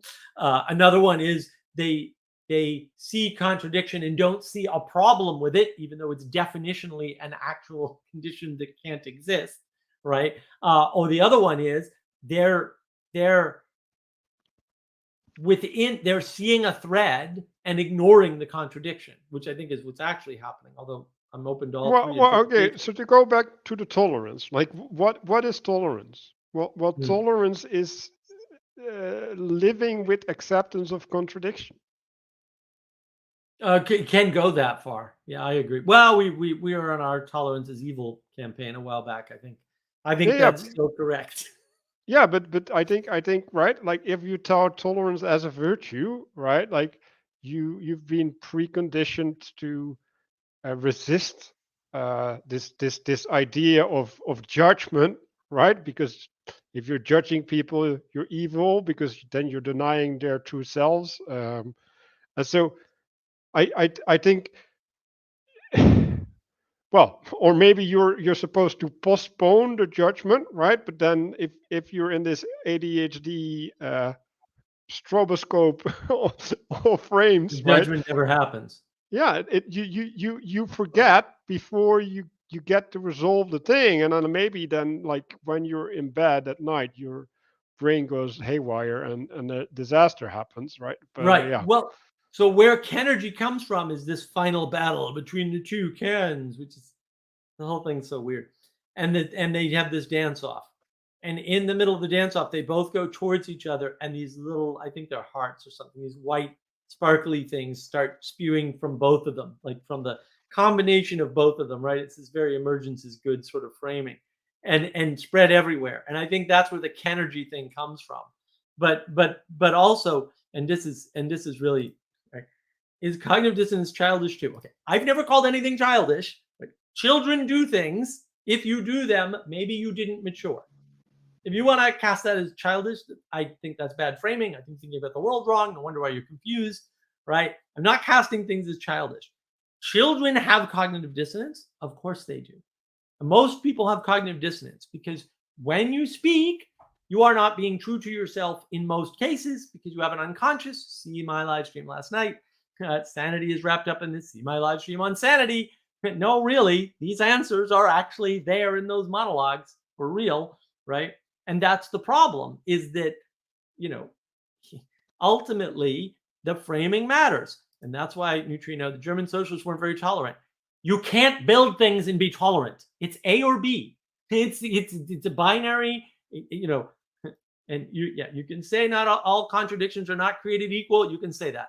Contradictions don't exist. If you see a contradiction, that means your frame is screwed up and you need a better frame. You don't live in a world of contradictions. You can't live in a world of contradictions by definition. This is where people are confused. That means you need better framing, probably a larger frame, maybe just a different frame. But the trick of different frames is you can put anything in a political frame. You can put anything in an economic frame. You can put literally anything in a social frame. You put anything in a psychological frame. You put anything in a scientific frame. Actually, You anything. can put You can do it. everything in a meta frame always. There you go. Right. And that's like, that is of no use. The thing I just stated means there is no use to it. You can tolerate all those frames too. There's no use. You can't build anything because you're spread out in too many directions. When you spread out, you flatten. That's the flattening of the world. This is the participation trophy. You don't have one trophy. You've split that trophy up. You've cut the value of that trophy up and you've distributed it equally among the members. Now there's no looking up. There's no way to cooperate because we're on a flat plane interfering with one another. It's not good. You cut the norm up and you spread it across all the members. Like, that's what democracy is. Like, it's literally democratizing the ideal, right? And that stuff works amazingly if there is an ideal, right, that is held high through, well, because it's embodied within the zeitgeist, right? Not brought down. It cannot be brought down or reduced. And that's the problem. People keep reducing the ideal and then going, we have no commonality. That's because you destroyed the ideal. And again, in the beginning of Barbie, it opens in 2001 with a 2001 theme, right? The exalted Barbie is this big statue above the plane. And then they all start worshiping that thing. And they state explicitly in the movie, the real world does not manifest what the Barbie, prototype Barbie, wanted to manifest.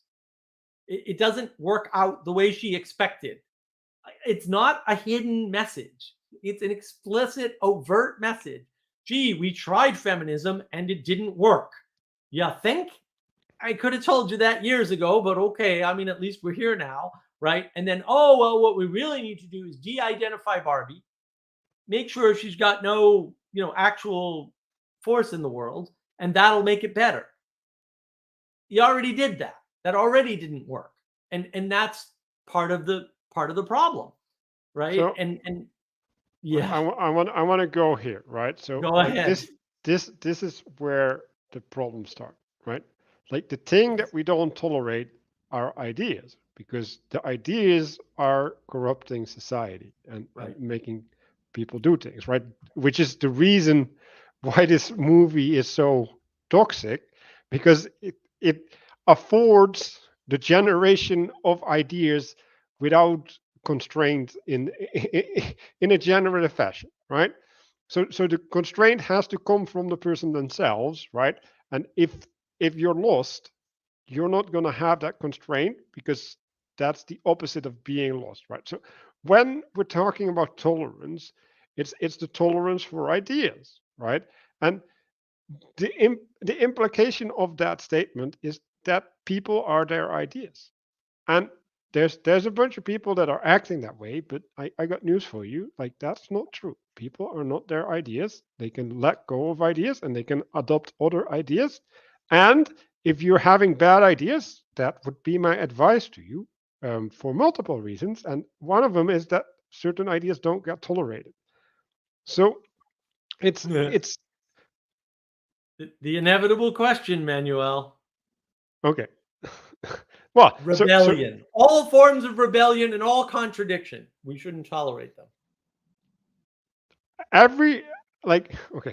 Everything that is putting itself higher, right? So all this pride stuff, is like, no, we're not supposed to pay attention to you. Like, so all of these things, all of the stuff where it's like, I got the agenda to fix the world. Also, nope, just a hard no. Like, things manifest in the world by cooperation. We should cooperate on the basis of I'm going to use the word informed consent, but like it should be on the basis of, well, a shared fate, a bond that is shared through being connected in such a way that you're unable to let go of the other, right? So you're if that person suffers, you suffer, right? Like that is the prerequisite for being generative. And so when we start having framings like we can't trust the public to do the right thing, so we need to check on the public because we have to enforce it in some way, or we have to nudge it or whatever, right? Stuff like that is But it's worth thinking about, where does this attitude of tolerating everything come from, right? And it's a fear of you personally might have to give something up or change. That's all it is. And like, that's in the Barbie movie. She wants nothing to change ever. And then it's stated, no, that only exists in the realm of ideas, which ironically is not the Barbie realm, which I find amazing. I'm like, but it really kind of is. And yet it really kind of isn't for them, because the two realms become connected, right? Because when you try to manifest your ideas in the real world, you're manifesting the ideal, the Platonic form, right? Or eidos is a better term, right? For that idea, and that impacts the real world. Like, your ideas matter, and if you have bad ideas, you're gonna have a bad life. It's not the only reason you'd have a bad life. You can't just have good ideas and have a good life, because that's not our option. But also, if you have bad ideas, you're definitely going to have a bad life. And if you're going to have a bad life, you better have the best ideas possible, because that will make your life as best as it can be given the bad ideas. And interestingly, in the Barbie movie, which I just feel like ultra vindicated, they actually talk about the perfect being the enemy of the better. They don't use quite that framing, but I'm like, vindicated, totally vindicated. Like, yes, the perfect is the enemy of the better. And I was like, that is what it is. Thank you very much. Glad you're listening to me. It's what's in the zeitgeist, right? That's in the zeitgeist. And the question is, what are you willing to give up to get that? What are you willing to give up to engage with these concepts, to build things? Like, if you don't want to work 9 to 5, you're gonna have a hard time getting a paycheck. Now, there are other ways to make money. Getting a paycheck isn't the only way, but you're gonna have a hard time, right? If you're not willing to give up that time and give up that regularity, because it's 9 to 5, 5 days a week, or whatever it is, it can be 3 days a week, 12-hour days, whatever. If you're not willing to give that up, you're not going to get that thing. And everything in life is a series of trade-offs. And if you want the ideal, if you want this perfect image, and you're not willing to give up anything, then you're going to get screwed up. And that's the thing. And what perfect being an enemy of the better is a contradiction? No, it's not. Actually, it's not at all. You just don't understand what contradiction is. It's a statement of fact that can be proven and should be evident by your experience. And if it's not, I would say you probably have a problem there, right? Because and what is a contradiction is the perfect is the enemy of the good. Like, that's ridiculous. The spirit of it is correct. The formulation is just wrong. I don't know what else to say, right? It's the enemy of the better, because good is an end state and perfect is an end state. And those two end states are actually equivalent. Something that is perfect is also considered to be good. Not exactly, but it's almost a one-to-one match. And actually, the thing that they're talking about when they make ridiculous statements like the perfect is the enemy of the good is they're talking about your inability to get started in the right direction is due to your casting of perfection into the future and your unwillingness to risk it. And that is not a contradiction, because one is an end state and one is an action. And so they don't even overlap in some sense. And perfection is something that reciprocally narrows into a specific, and it will pull you away from being the agent, right? Being in different games, right? Because like if I focus on coding a program, right, and I don't take care of my health, then I end up not being good at coding, right? So when you're looking for perfection, and you can say, well, I'm going to be the perfect human being, and I'm like, okay, define perfect human being. Right. Well, and I learned that from Matt Ridley's The Red Queen, which is a wonderful book, right? Where when you start actually engaging with evolution, the implications of the evolution set of evolutionary theories inferences and bad ideas and hypotheses that are involved in this so-called theory of evolution. You run into this problem of perfection. Nassim Taleb also talks about it, right? And I want to address Neutrino. As a person with bad thoughts, how can I protect myself from your intolerance? You can't. You're doomed. You're on this earth with us. You're screwed, dude. That's part of the problem. This is what people won't understand. You are submitted to every single person on the planet. Sorry. And you're submitted to a bunch of things like gravity, and you can kind of get around it if you have enough money and you can go into space. But really, this is impractical. There are constraints to the world into which you were born. I'm very sorry to hear that. We all have that particular issue, right? Or set of issues. Too bad. Suck it up and move on with your life. Really, like do something good with it, or at least something better. So here, are you contradicting us? It's like contradict is to say against, right? So if you're contradicting yourself, right, you are speaking against yourself, which means that you're self-denying. Like I don't understand how you would ever be okay with having a contradiction within yourself. That means that you're unhealthy. Yes. Like that means that you're sick. You need to resolve something in your spirit. Or in your physical being, right? Like a virus is a contradiction to a healthy state of existence, right? And Neutrino, we didn't bring up submission. I don't know why you brought up submission, and you used tolerance before, or intolerance in that case. You're just mixing up your words and probably just conceptually unable to disambiguate the nuances in what's being said. Submission just wasn't part of the picture. But you're submitted to a bunch of things like gravity, hunger. There's tons of things we're all submitted to. I don't know what else to tell you. And yeah, you're submitted to other people. Like you didn't build the internet and you didn't create your electricity. And there's a bunch of people involved in that, and you're kind of submitted to all of them to some extent. And that sucks, but let's see, Mills. Perfect is like a compass bearing and better is like a physical destination. No, better is movement towards the compass bearing. Everything in the world is not a noun. Stop being in the propositional tyranny. Better is movement in a direction, hopefully, towards the perfect. Yeah. Humans are the synthesis of the infinite and the finite. No, they're not. So no, it's not a contradiction. It's false. False things are not contradictions. They're just wrong.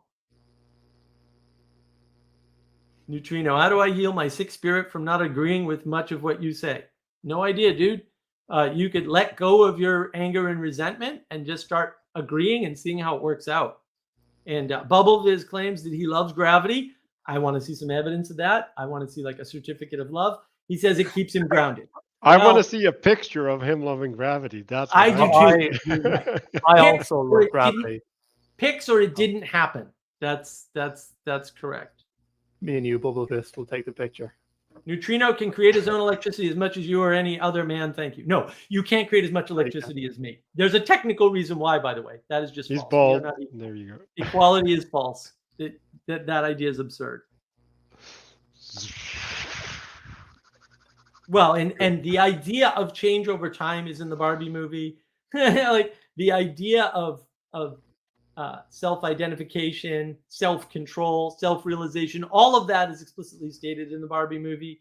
It's very much, and I think Manuel, actually, you had the best sort of summary, right? It's very much a coming of age movie. It's just that you're coming of age in a very philosophical way. You're not coming of age in the way of getting your first girlfriend, like you would say in movies. It's non-participatory in a sense, right? Like the exploration isn't there because it's well, we went through this in the Plato's book club, right? It's like, what is education? Well, education is the relation to the ideal, effectively, right? the recognition of perfection, and when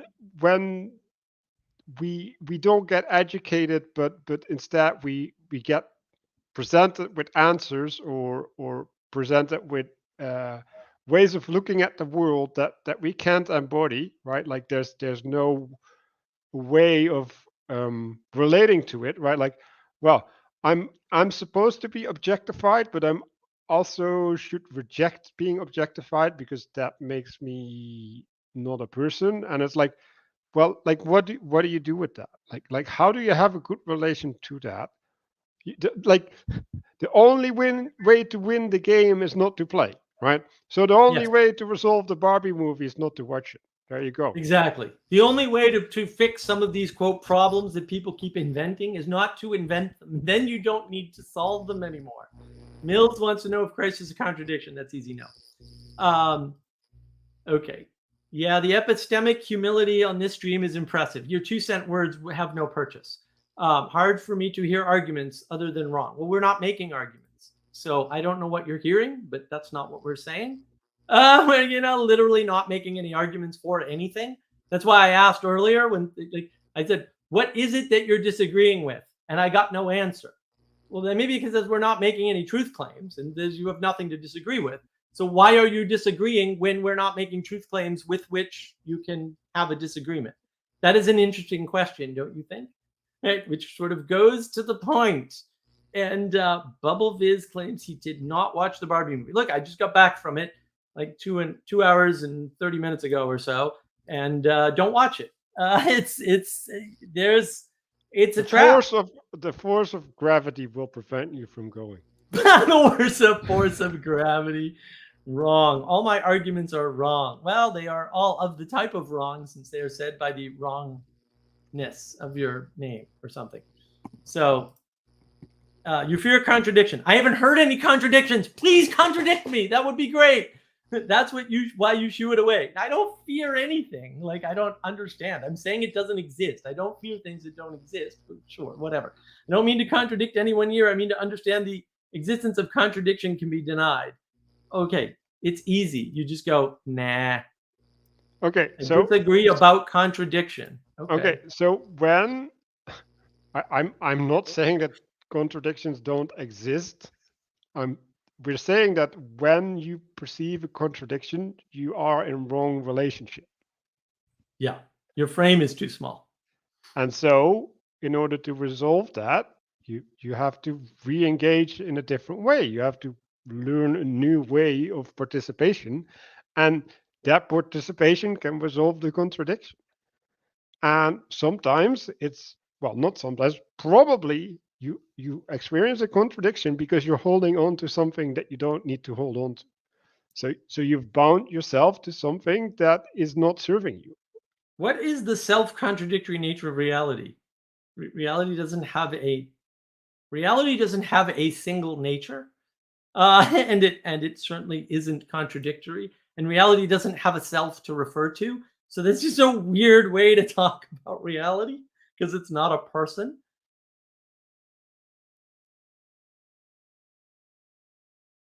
Nope. Mills claims temporal analysis. So Christ was not all at one time, but became deified at a later point in life, and not. Well, that's because you're using time, and he's outside of time according to the Bible, from what I understand. So I don't know why you'd use time since it doesn't exist in that frame. But I mean, you can try to fit him into a smaller frame where time exists, and then you're going to have this problem. Or you could not have the problem by not making the mistake of fitting him into time when the Bible says he doesn't exist in time. Right? Again, it's a perfect example. You can create all these theological problems all day. This is why theology for me is bankrupt. The same as so-called modern philosophy, which is just modern solipsism, is a better way to talk about it. Oh, you're responding to Ben Franklin? Yeah, I don't. It's all these crazy frames, man. Like, we create these issues and we can just like live a happy life. It's actually, or at least a contented life. It's actually possible to just live a contented life and not get into what does the Joker really mean and why do I identify with him? Or you just go out and like grow some food. Have a meal. Yeah. Have a meal with a friend. Well, yeah. So actually, I don't think the Trinity is a contradiction within time either. But you have to recognize the fractal nature of the manifestation.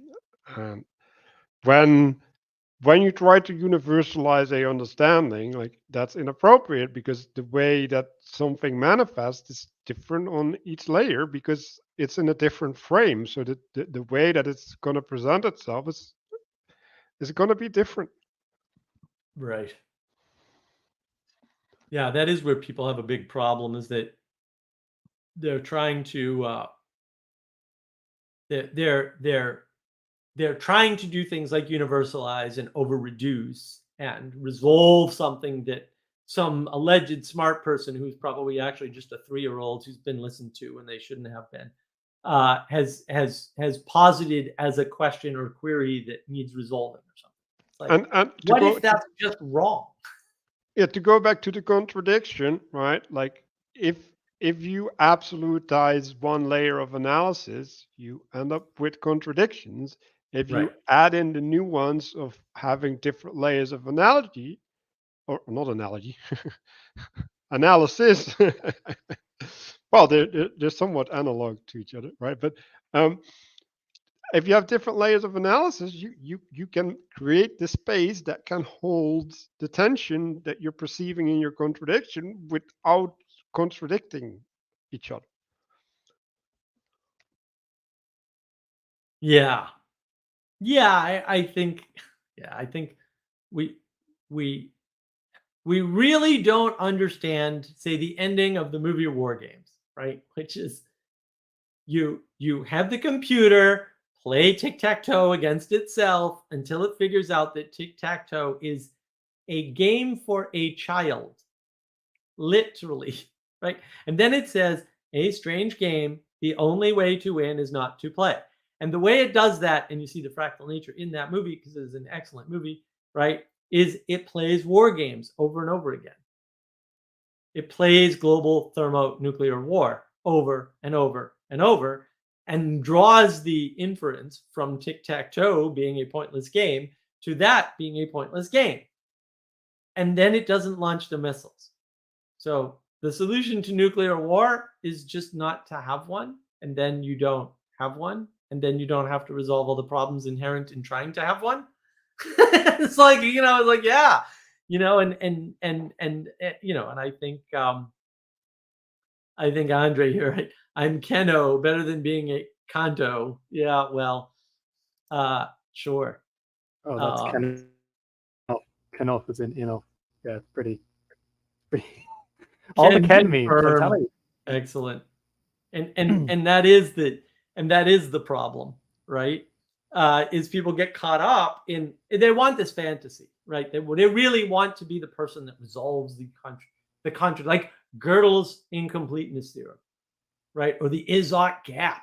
Everybody wants to resolve the Izot gap. It's like, why isn't it just there and okay? Can you explain to me why it's not okay to have an Izot gap? Can you explain to me why Gödel's incompleteness theorem, which is a mathematical certainty, by the way, is not okay? Right? And if those two things are true, or even just Gödel's incompleteness theorem, what does that say about whatever philosophical alleged system you're allegedly using? It says a lot, right? It says a lot. And it also says something about the limits of math, right? And it says something in that about the limits of systems as such. And it implies the problem of closed systems and reciprocally narrowing, which Manuel and I have talked about elsewhere, and is also addressed in the model video on navigating patterns. See the knowledge engine video. It's great. It really deserves more views. All right, so maybe helpful to distinguish between the contradictory, the absurd, and paradox. Are there not some things too great for us to understand? Look, dude, I'll take a definition. Like, you're welcome to make one. You just haven't done that. I feel like you guys see yourselves as sitting right outside of Plato's cave saying, I told you so, to everyone who walks out. Okay. Well, I guess we have to go there now, don't we? So earlier today, we did the book club on the Republic. We happened to be at book 7. The beginning of book 7 is Plato's cave. Let me make this as freaking clear as I can. Everything that every single person has told you about Plato's cave is a freaking lie. No, really. And I'm going to do a video on it because I'm hopping mad. It's a lie. No one gets out of Plato's cave in the parable, in the story. No one, ever. That doesn't happen in this book at all, in any interpretation of it that we can find. Okay? That didn't happen. Didn't happen in the book. Plato didn't write that down. That is not in the text anywhere. People who tell you that are lying to you. They are liars. Now, either they're lying because they're stupid, or they're lying because they psychologically projected. Okay? But that isn't in the text anywhere. Okay? I understand why stupid people or ignorant people or hopeful people misread the text. I get that. It's a total misread of what's in the text. You personally, right now, can pick up the freaking book or an online copy of it and go look and show me which person or people actually get out of the cave or the den or whatever it is. And the answer is no one. And also the answer is there is a trick that he's using to say if somebody were released from, they don't get out on their own at all, right? This would happen, but that occurrence never happens, and it's not an option there.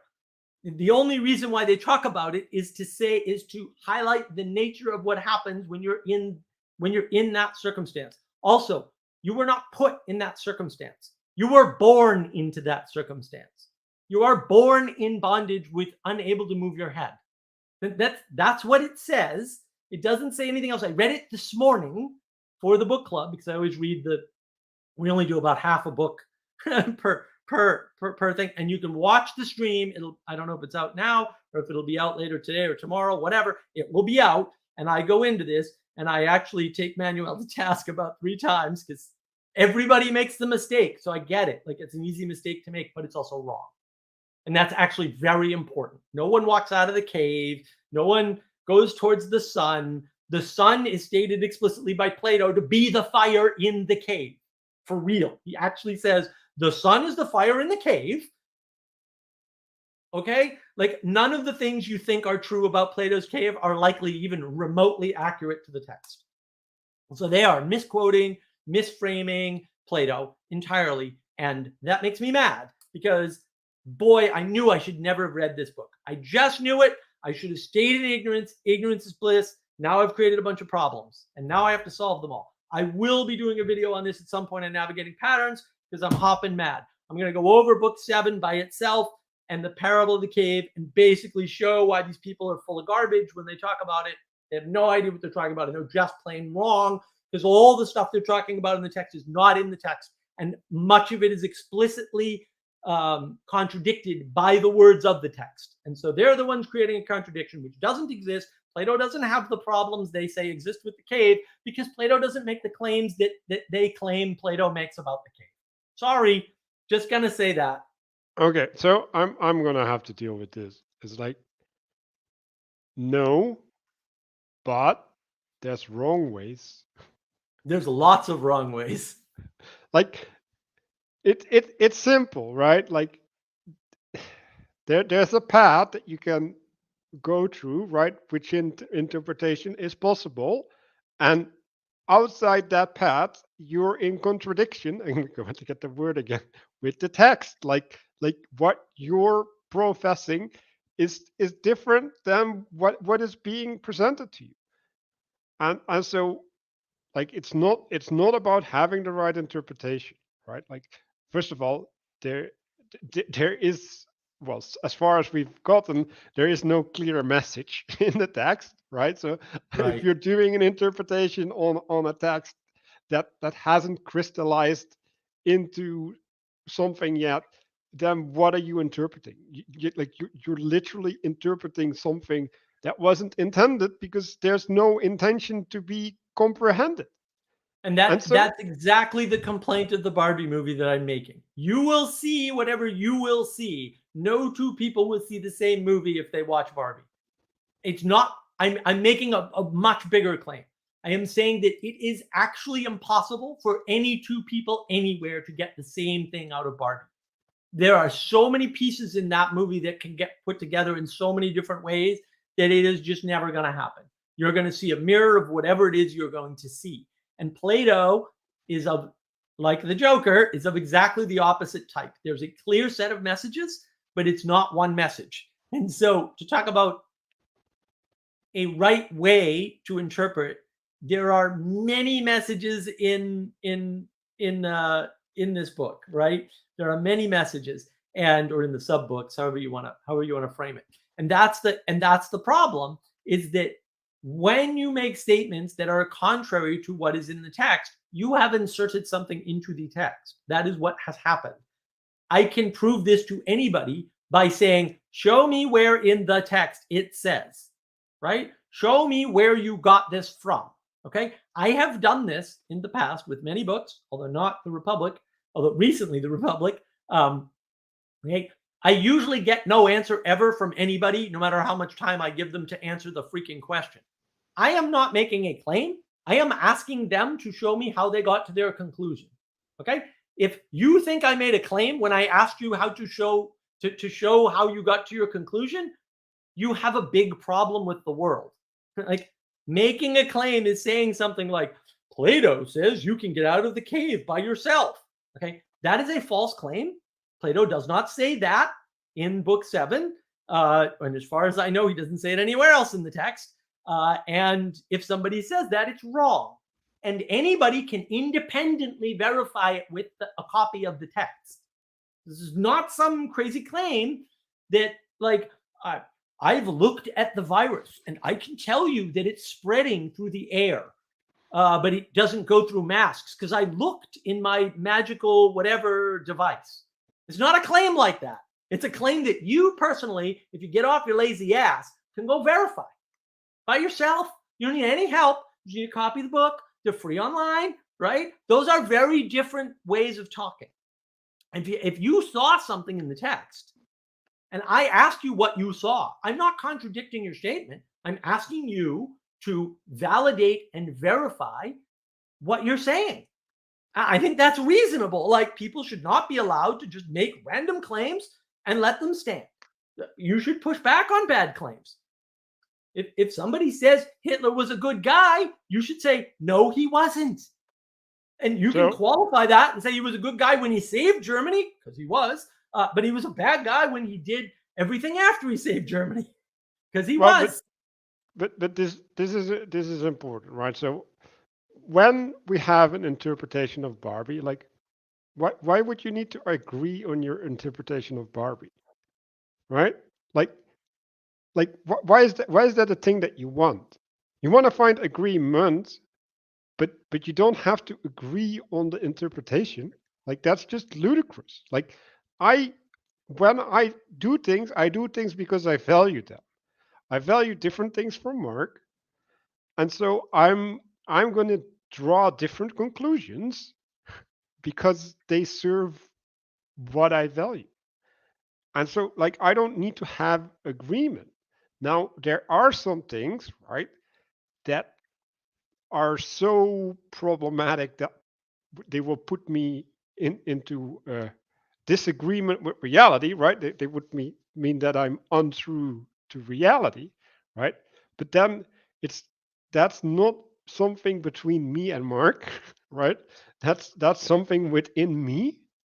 And so, like, I need to find a resolution independent of Mark, right? Like, if Mark is someone who can actually help me resolve that, that's great. Like, I'm grateful for him because he does that all the time. But, like, I don't need Mark to do that. Like, there's many other ways that I can get there. But I have. You can use Adam. I can use Adam, right? Yeah. But and so it's like it's not about trying to find a heretic, unless, right, like, someone is actually propagating something that is actively negative. Right. Well, and see, that's where we're caught up in the difference, right? The person claiming authority and saying, I'm going to string up the heretic, is not the same as the person saying that person is making a false claim. There's no equivalence there whatsoever. There can be. It can be the same thing, but then they're the same thing.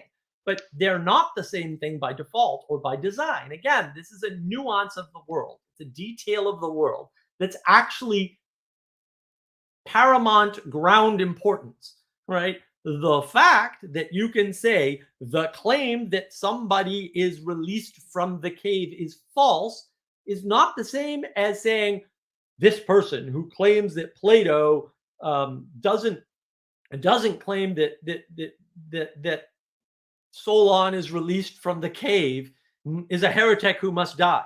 Those are fundamentally different statements. They have absolutely no overlap, right? And why would you equate them?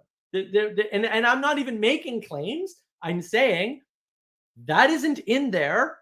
Bring me the evidence, right?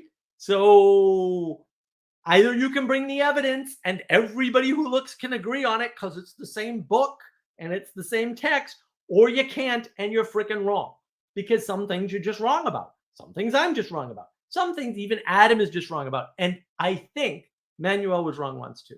I'm not sure. Maybe. I don't remember. Like I think I removed that from my memory. Perfect. This is weird. You're pretending like we're making claims and proclaiming authority and, like casting heresies, and we haven't done that here. But I can tell you, anybody who makes a claim that you by yourself got out of the cave did not read the Republic or read something into it that wasn't there. This is not what the book says. It is not in the book.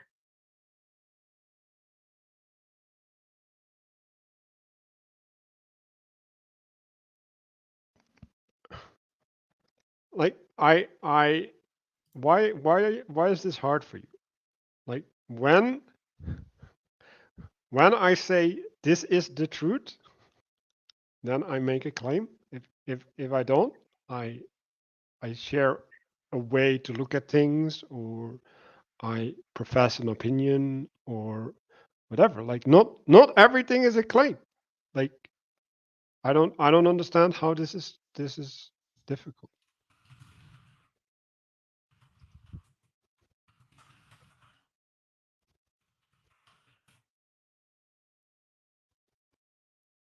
Yeah, look, Adam, why don't you talk about sort of your experience and your viewpoint on what people are seeing in these movies and why you think they might be identifying in this way with these, whether it's the Joker or whether it's Ken and Kenergy, or whatever aspects, because I don't know all the aspects, because I'm not in contact with the same age group as you're in contact with, and Sure. certainly you have a much wider experience with this, and also you're normally, not right now, but normally you're in Ireland, so that's a nice European take on things too. Well, a lot of this identification with fantasy, I think, largely comes out of when the age group was kind of coming of age. So when we were young, there's like Lord of the Rings, there's Star Wars, there's a lot of fantasy actually. I think the How We Got Here series actually kind of gave me some perspective on that, and the kind of Burn Power, yeah, the Enactment. Great channel. The How We Got Here stuff. And then you can go to I watched the 2000s video, and you can watch the whole thing. It goes from the 1950s or 1940s to present day. They're very long though, so strap yourself in. Why is it that I'm hearing, let's get some Kenergy guys. We've got some high Kenergy going, or Ken is literally me, or Joker. And I think it's largely because, at least for young men, there is a kind of young men, let's say in the old world, but probably elsewhere as well, there is an abstraction from intimacy in general. There's not really much in the way of community, whereas in the past, perhaps these young men, many of these, these guys, they're strong. I think they're very capable. But there's no room for them or place for them to actually get in and start doing something generative, leading, right? Many of these opportunities are are either not there or for whatever reason. And when it comes to identifying with somebody like Ken, I think if you just look at the physique of Ken, if you look at this kind of apart from the kind of more personality aspects, but on the aesthetic side, you know, then you've kind of got some in on like, okay, these guys want to be, they want to have some relation with, let's say, women, right? They want to have some ability to get stuff done. Of course, Ken doesn't actually get stuff done ultimately, but that's kind of by the by. I think actually that might be part of it as well, because it's very hard to, depending on where you are in the old world, probably in the new world, you can get more stuff done depending on where you are. You're not going to have much receptivity to, you know, a young guy like me or whatever coming in and trying to run the show, or even attempt to run something at all. Joker, the identification with Joker, I think is comes from a feeling of probably rejection from community and, let's say, society in general. But when you have a lack of community, and that is just something that's very persistent, I think over time, especially to young guys, that can feel like a rejection, because again, there's no place for you to lead. There's no things to organize. There's nothing necessarily to build. And if you're in the old world and you want to build anything, you've got to get all these permits. If you want to work on your car, you know, you've got to, you know, the insurance, depending on where you are, the insurance mightn't allow it. And yeah, I think that's what they're identifying with, really. And also the camaraderie, the Kens. Yeah, of course, the Kens. There are many. So there's camaraderie among young men. And that, I mean, you kind of get that at the breakfast, but there's still not that. There's still, as I was describing before, that kind of lack of deep, close bonds of friendship in the way that you might have, you know, let's say between Frodo and Sam, or even just between men of kind of relatively equal standing. And so there's not much in the way of actually forging on ahead, doing, building virtue, being generative.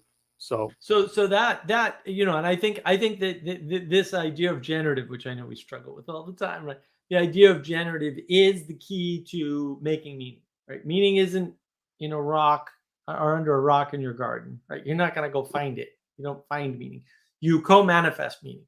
And then how do you do that? You do that with strong bonds that can hold you and the things you're trying to connect with, right? So I would say the meaning crisis is a function of the intimacy crisis. The male manifestation of the intimacy crisis is the meaning crisis. And you can see that manifest, you can see the intimacy crisis manifest in Ghost in the Shell from the 90s. It's right there. It was so shocking to me. And I think that, yeah, people are identifying with these lost characters. And these lost characters, these NPCs, however you want to frame them, the kayfabe, whatever frame you want to put them in that vein, means effectively that they do not have access to connection as such. And the Barbie movie is all about no connection. Holy macaroni. She walks off at the end by herself alone. They split up effectively, even though they were never together, but they were kind of together, right? The Barbies are all together having girl parties, and the Kens never have any Ken parties until they take over. So they have to take over the world, right? So it's like the Kens are always standing aside, always, because ultimately the Barbies trick them using their feminine wiles for real, like stereotypical feminine, pretend to be dumb, right? Look pretty. Yes. All of these tropes are right there. And it's just terrifying that they're there, and that men feel like the women are harming them in that way.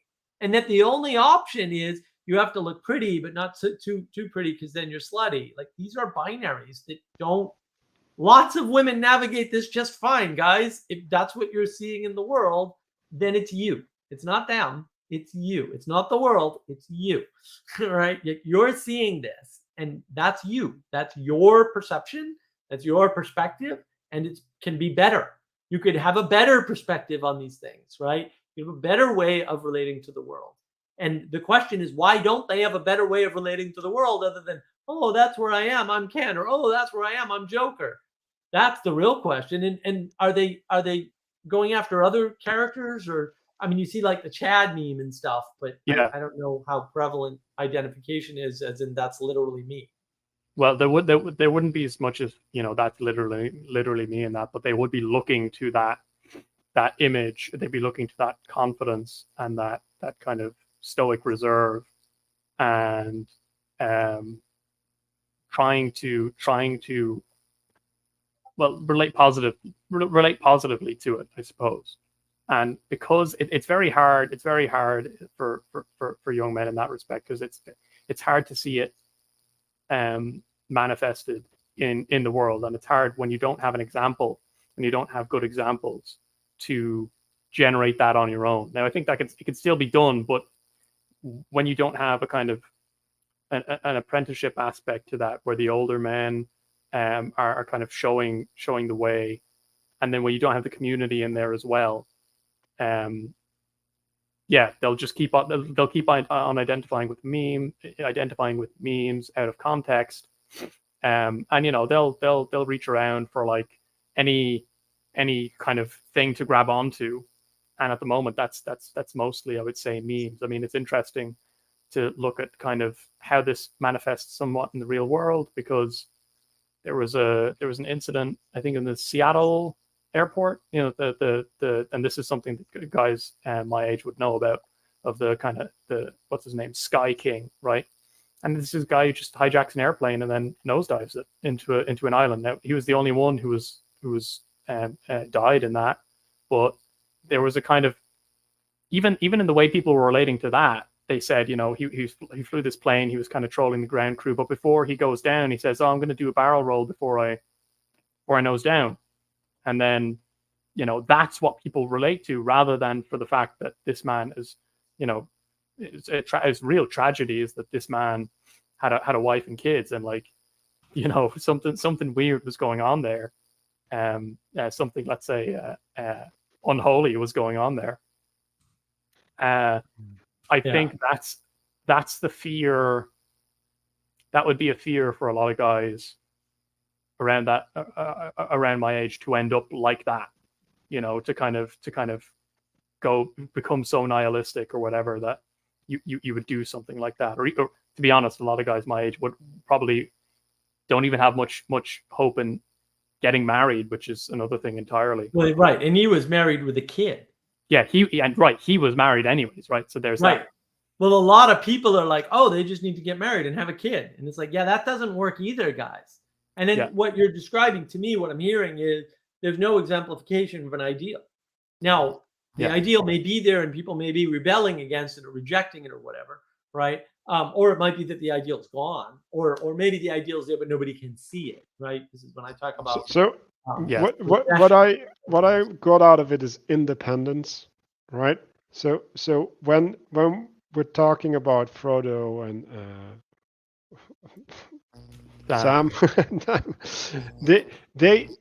they're not in the same role, right? Yes. Like they're complementing each other, right? And there's a dependency that's being met. And when we're all trying to be independent, right? Especially the women, how is like, how can you get the intimacy, right? Like, because I think that's the struggle of Ken, right? Like he has nothing to appeal to because there's an independence there. And then when we're bound, right? Like the dependence is in some sense the thing that holds us, right? Like we can lean into it, and therefore it makes us more. It gives us more agency, right? Because it's resolved through someone else. But now we're vulnerable, right? And the vulnerability brings with it a responsibility, and that's a tragic thing, right? With the guy in the airplane, it's like he did not take the responsibility for the way that he was bound in the world, right? So he was seeing himself as independent, even though he was, and that's probably why he did it, right? Like, because if he could experience and be in the dependence that was there, then he would have had a different relationship, right? Like he would have had a different aim, and doing that would have not been an option. Like it wouldn't Right. even be conceivable uh, from his perspective, right?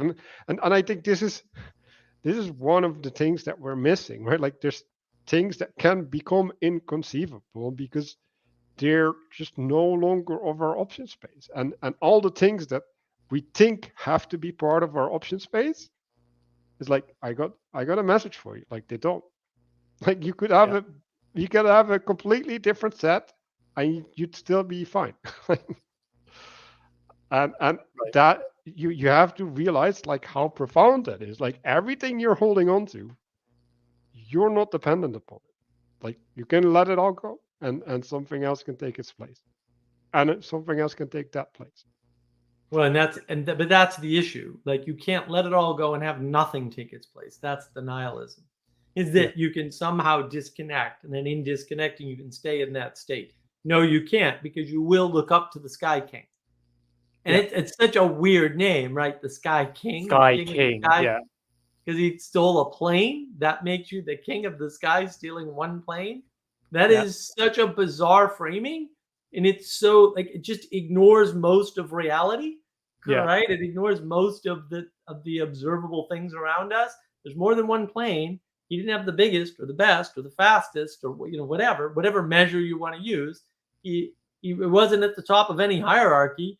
Um, Yeah. but I mean, the real disturbing thing to me is he had a wife and kid. People keep Yes. saying, "Have a kid; it'll fix the problem." No, it No. won't. There's something very deep going on here, and like Barbie is beautiful, but it lacks truth, and it lacks good or goodness. It isn't in that movie, and in that way, the beauty is the destruction that is the Barbenheimer. It is the nuclear weapon of postmodern storytelling. It's a nuclear weapon. You are going to see, like you do in AI, a funhouse mirror reflection of yourself in that movie, because there's nothing of the writers in it. There's nothing of the actors in it. Those things are not there. Yeah. Yeah. There's nothing of the story in it. Yeah, and it throws a wrench. It throws a spanner in the ability of people my age, around my age, younger and older, to navigate. The ones particularly older, as I said, the younger guys there who are 17 and 18, they didn't really have as much exposure to the stuff that the other guys were talking about, and so they just kind of drifted off somewhere else. Yeah, they went earlier, but all these other guys are like, yeah, they've got jobs, they're doing pretty well, but there's something. I guess there must be something that they aren't seeing in Right. what they're doing that that might be preventing them from relating to the good more positively. Well, Now, that's the loss of intimacy, right? Your yeah, inability to connect with these things larger than yourself, or things yeah, outside yourself, or like I said. So we've got the Marvels movie coming up, and they showed the trailer, and now it's not one person with superpowers; it's three girls with superpowers, right? And they're swapping yeah, off, and they state explicitly in the trailer, "We need each other. You can't do this alone." So now we're moving back out of the me alone by myself Ubermensch model and back yeah, into the how do we get together and cooperate model. And that's in the trailer. You can see they're like, oh, not this one. This one's yeah, doing something wrong again, right? You see the struggle with, well, what happens when you engage with other people? What happens when you engage with distributed cognition? Well, all of a yeah, sudden, there's all these trade-offs that have to happen. But also, you get a better insight to yourself. Is it perfect? No. Sometimes people are going to tell you things about yourself and they're wrong about them. And you want to resolve that then. And it's like, but you can't. Like at a certain point, you're just at the limit of what is resolvable. And you just have to take the trade-offs that you can get and acknowledge the idea of constraint. yeah, yeah. And on that front, like, it's, at least in my local kind of situation, I hope I I trust that things will get better if I help and do my part in just, I mean, like we're doing stuff after breakfast. We're trying to get, move around. It's helpful when you're, rather than just sitting around, because I mean, right, having a meal, enjoying meals, fine, but you can see that you can, you just sit around there and sit around there. That's, you see the things start to spiral. It'll actually narrow. Whereas if you're walking, generally, you'll see that things can have the ability to open up, because you're, that's the whole Aristotelian thing, right? His whole school was called the peripatetics, meaning the guys who walk around. But there's also something, right, where when you start putting things into action, right? So walking is an action that you can still talk in, right? But yes, but the point of action is that you are drawn in. I'm getting a little bit flow statey here. You're drawn into the participation, right? And the drawn inness of the participation draws you out of your head, right? And so when you're sitting, right, like effectively like you're in the cave, right, you're stuck with your one side at one piece. The options that are available to you, especially if you don't have access to intimate connections, right, they're really limited, right? And they might even seem binary to you, right, even though they're actually not. It's like I can either go along, right, and I can basically prop up my status by adding my grains of sand, right, or I have to reject the social thing because I don't have any other means of engagement. And so either you blow up, right, like there's this whole negative valence that you impose, or you go along. And I think that's the place where a lot of people are trapped, right? Like they either like go along, get along, which is tolerance, right? Or like I have to be the evil guy, instead of finding a way, right, to redirect it into a participation, right, where something else can be shared. Like, why are we talking about Barbie, right? like yes, what made that the thing that we have to commune around, like, right, Yeah, or try to commune around, because maybe a movie like that is the only movie that enough people can find something in to relate to. But the problem is there's no higher message. There's no higher goal. In fact, those are all explicitly smashed on purpose. And so we still can't commune, but we all have, like, and this is how memes work too, right? Memes are contextless. It's Darmok and Jalad at Tanagra, right? It's that Star Trek Next Gen episode that's all metaphor, which is just, it's absurd, but whatever. Like, but that's what memes are. They're the instantiation of that, where it's contextless, representational communication. All right, that's what a meme is. And then it's like, okay, but I didn't see The Office. That context doesn't exist, but I see something in those memes, and it's not what you see if you saw The Office. And even if you saw The Office, it might not be the same thing. So we think we're communicating, but we're not actually communicating, because we're not towards a higher thing. And the Barbie movie is a good example of that. You may think, I resonated with Ken, and I also resonated with Ken, and I also resonated with Ken. But you all resonated for different reasons. What good does that do you? Because you're still split apart. yeah. And that I think is the problem. We're split apart. We don't have intimacy, right? There's a trust crisis, but a trust crisis is a function of intimacy, I would argue, right? And that's what the problem is. How do we revivify, regenerate, re-enchant intimacy for persons, right? Get them in with the idea of cooperating with others around them. And that I think is the big lesson from all this. Barbie is just the representation of a flattening of the world, where equality is the order of the day. There's no higher ideals that you have to worry about, even though you may state that you need them, right? You have to state not only that you need them, they also have to be there, and you have to agree on them. and that agreement has to be close enough in interpretation that you can move towards it, and then you can have a chance of being generative. There's just a lot of steps, and everybody wants like a magic pill or a bullet or a philosophical answer or whatever, and it's like, no, it's a lot of hard work, dude, and you have to work at it. And you have to work at it. You can't let other people work at it. That's not going to happen. And that, I think, is sort of the real point. But and I think that's a good way to wind it down, is to say this is a perfect example of flattening of the world. And so, Manuel, what do you want to say in closing on this sort of morass of identity framing and meaning crisis through Barbenheimer and the Joker? Well, I think it's a signal of despair, a veiled cry for help,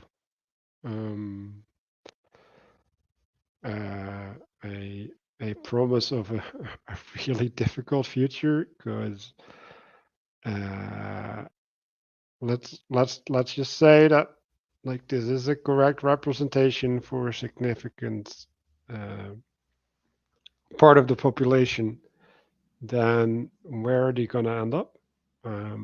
Like, they're going to be susceptible to ideologies in ways that nobody was ever susceptible to them before.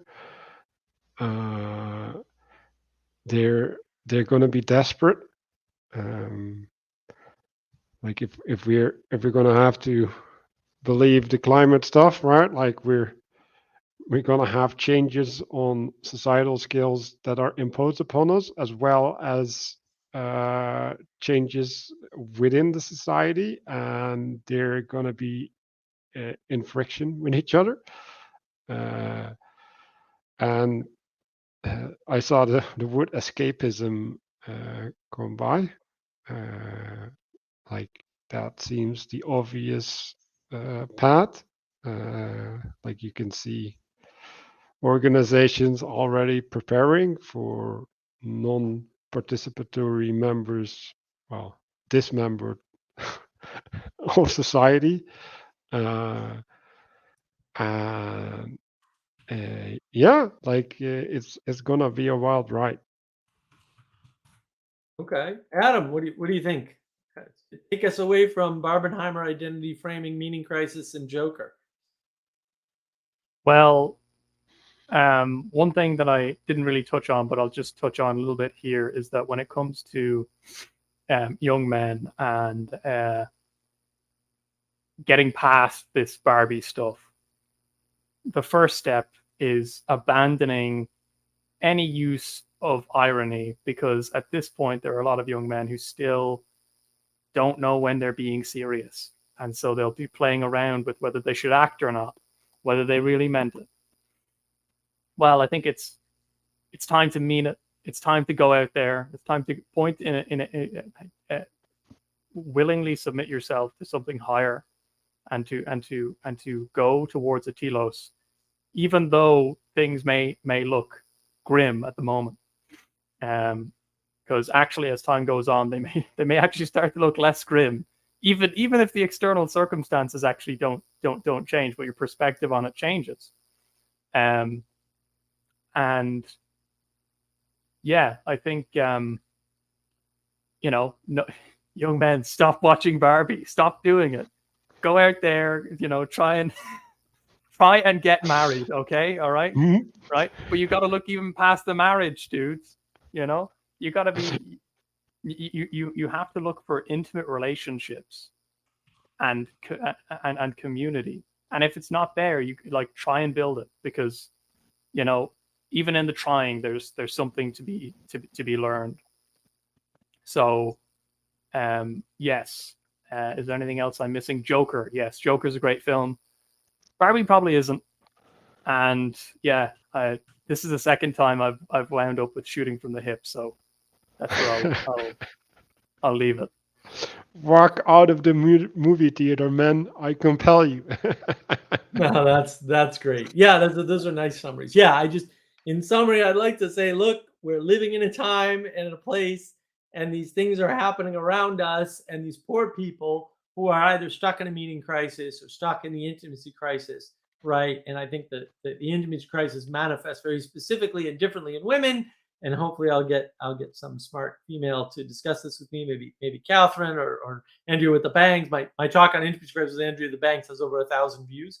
And she has a wonderful channel. You should check it out. My talk with Catherine on navigating patterns is, not doing quite that well, but hopefully we'll pick up soon. And I think that's like really important, is that you're seeing the manifestations in the media. You have been for a while. I would argue Ghost in the Shell, right? The Matrix, things like that.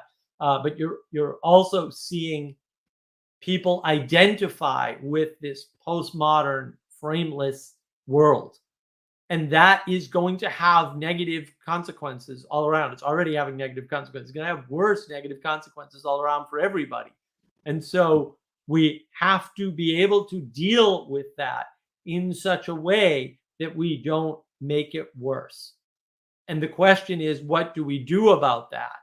And that's where our focus should be. Our focus should not be on what will the government do about that, or what should the government do about that, or what should some new world government do about that because my government tried and failed, right? Or what should my community, or even my church, like, no, what should you do about that? Because the only way this works is with the one thing that we all share, which is our time, energy, and attention being put towards fixing things. You can't expect somebody else to do the work because maybe they can't, maybe they don't want to, maybe they don't see what you see, right? But they're not where you are, and they can't fix the people that you have access to. So, and they can't use your skills to do it. So you need to find out how you can help people and help yourself. I talk about the 3 frames. I've got a video on that on navigating patterns. Check that one out, right? And it's really important. It's really important. It's important to figure these things out because the intimacy crisis is here. We're in the middle of it. And that's the problem, is that we're stuck in the middle of this issue. And we need to start acknowledging that and finding a way through it, and avoiding movies like Barbie, and understanding movies like The Joker, which I still think is an excellent film, so that we can figure out how we personally, as a person, can do things in the world that are generative towards the good to help other persons. And in doing so, we'll help ourselves. And I think that's a good place to end it. Let's get together. And that theme is actually in Barbie. Like, it's everywhere, right? We need to start getting together and stop arguing with one another over theology, philosophy, terminology, having stupid conversations. Have a meal together. Go fishing together, right? Do a book club together. Find commonality. It will help you. I did something sneaky. I had a meal with you guys. Yes. Oh, yes, nice. you did. All right, everybody. Thank you very much for watching. I hope this was helpful to people. Have a lovely day.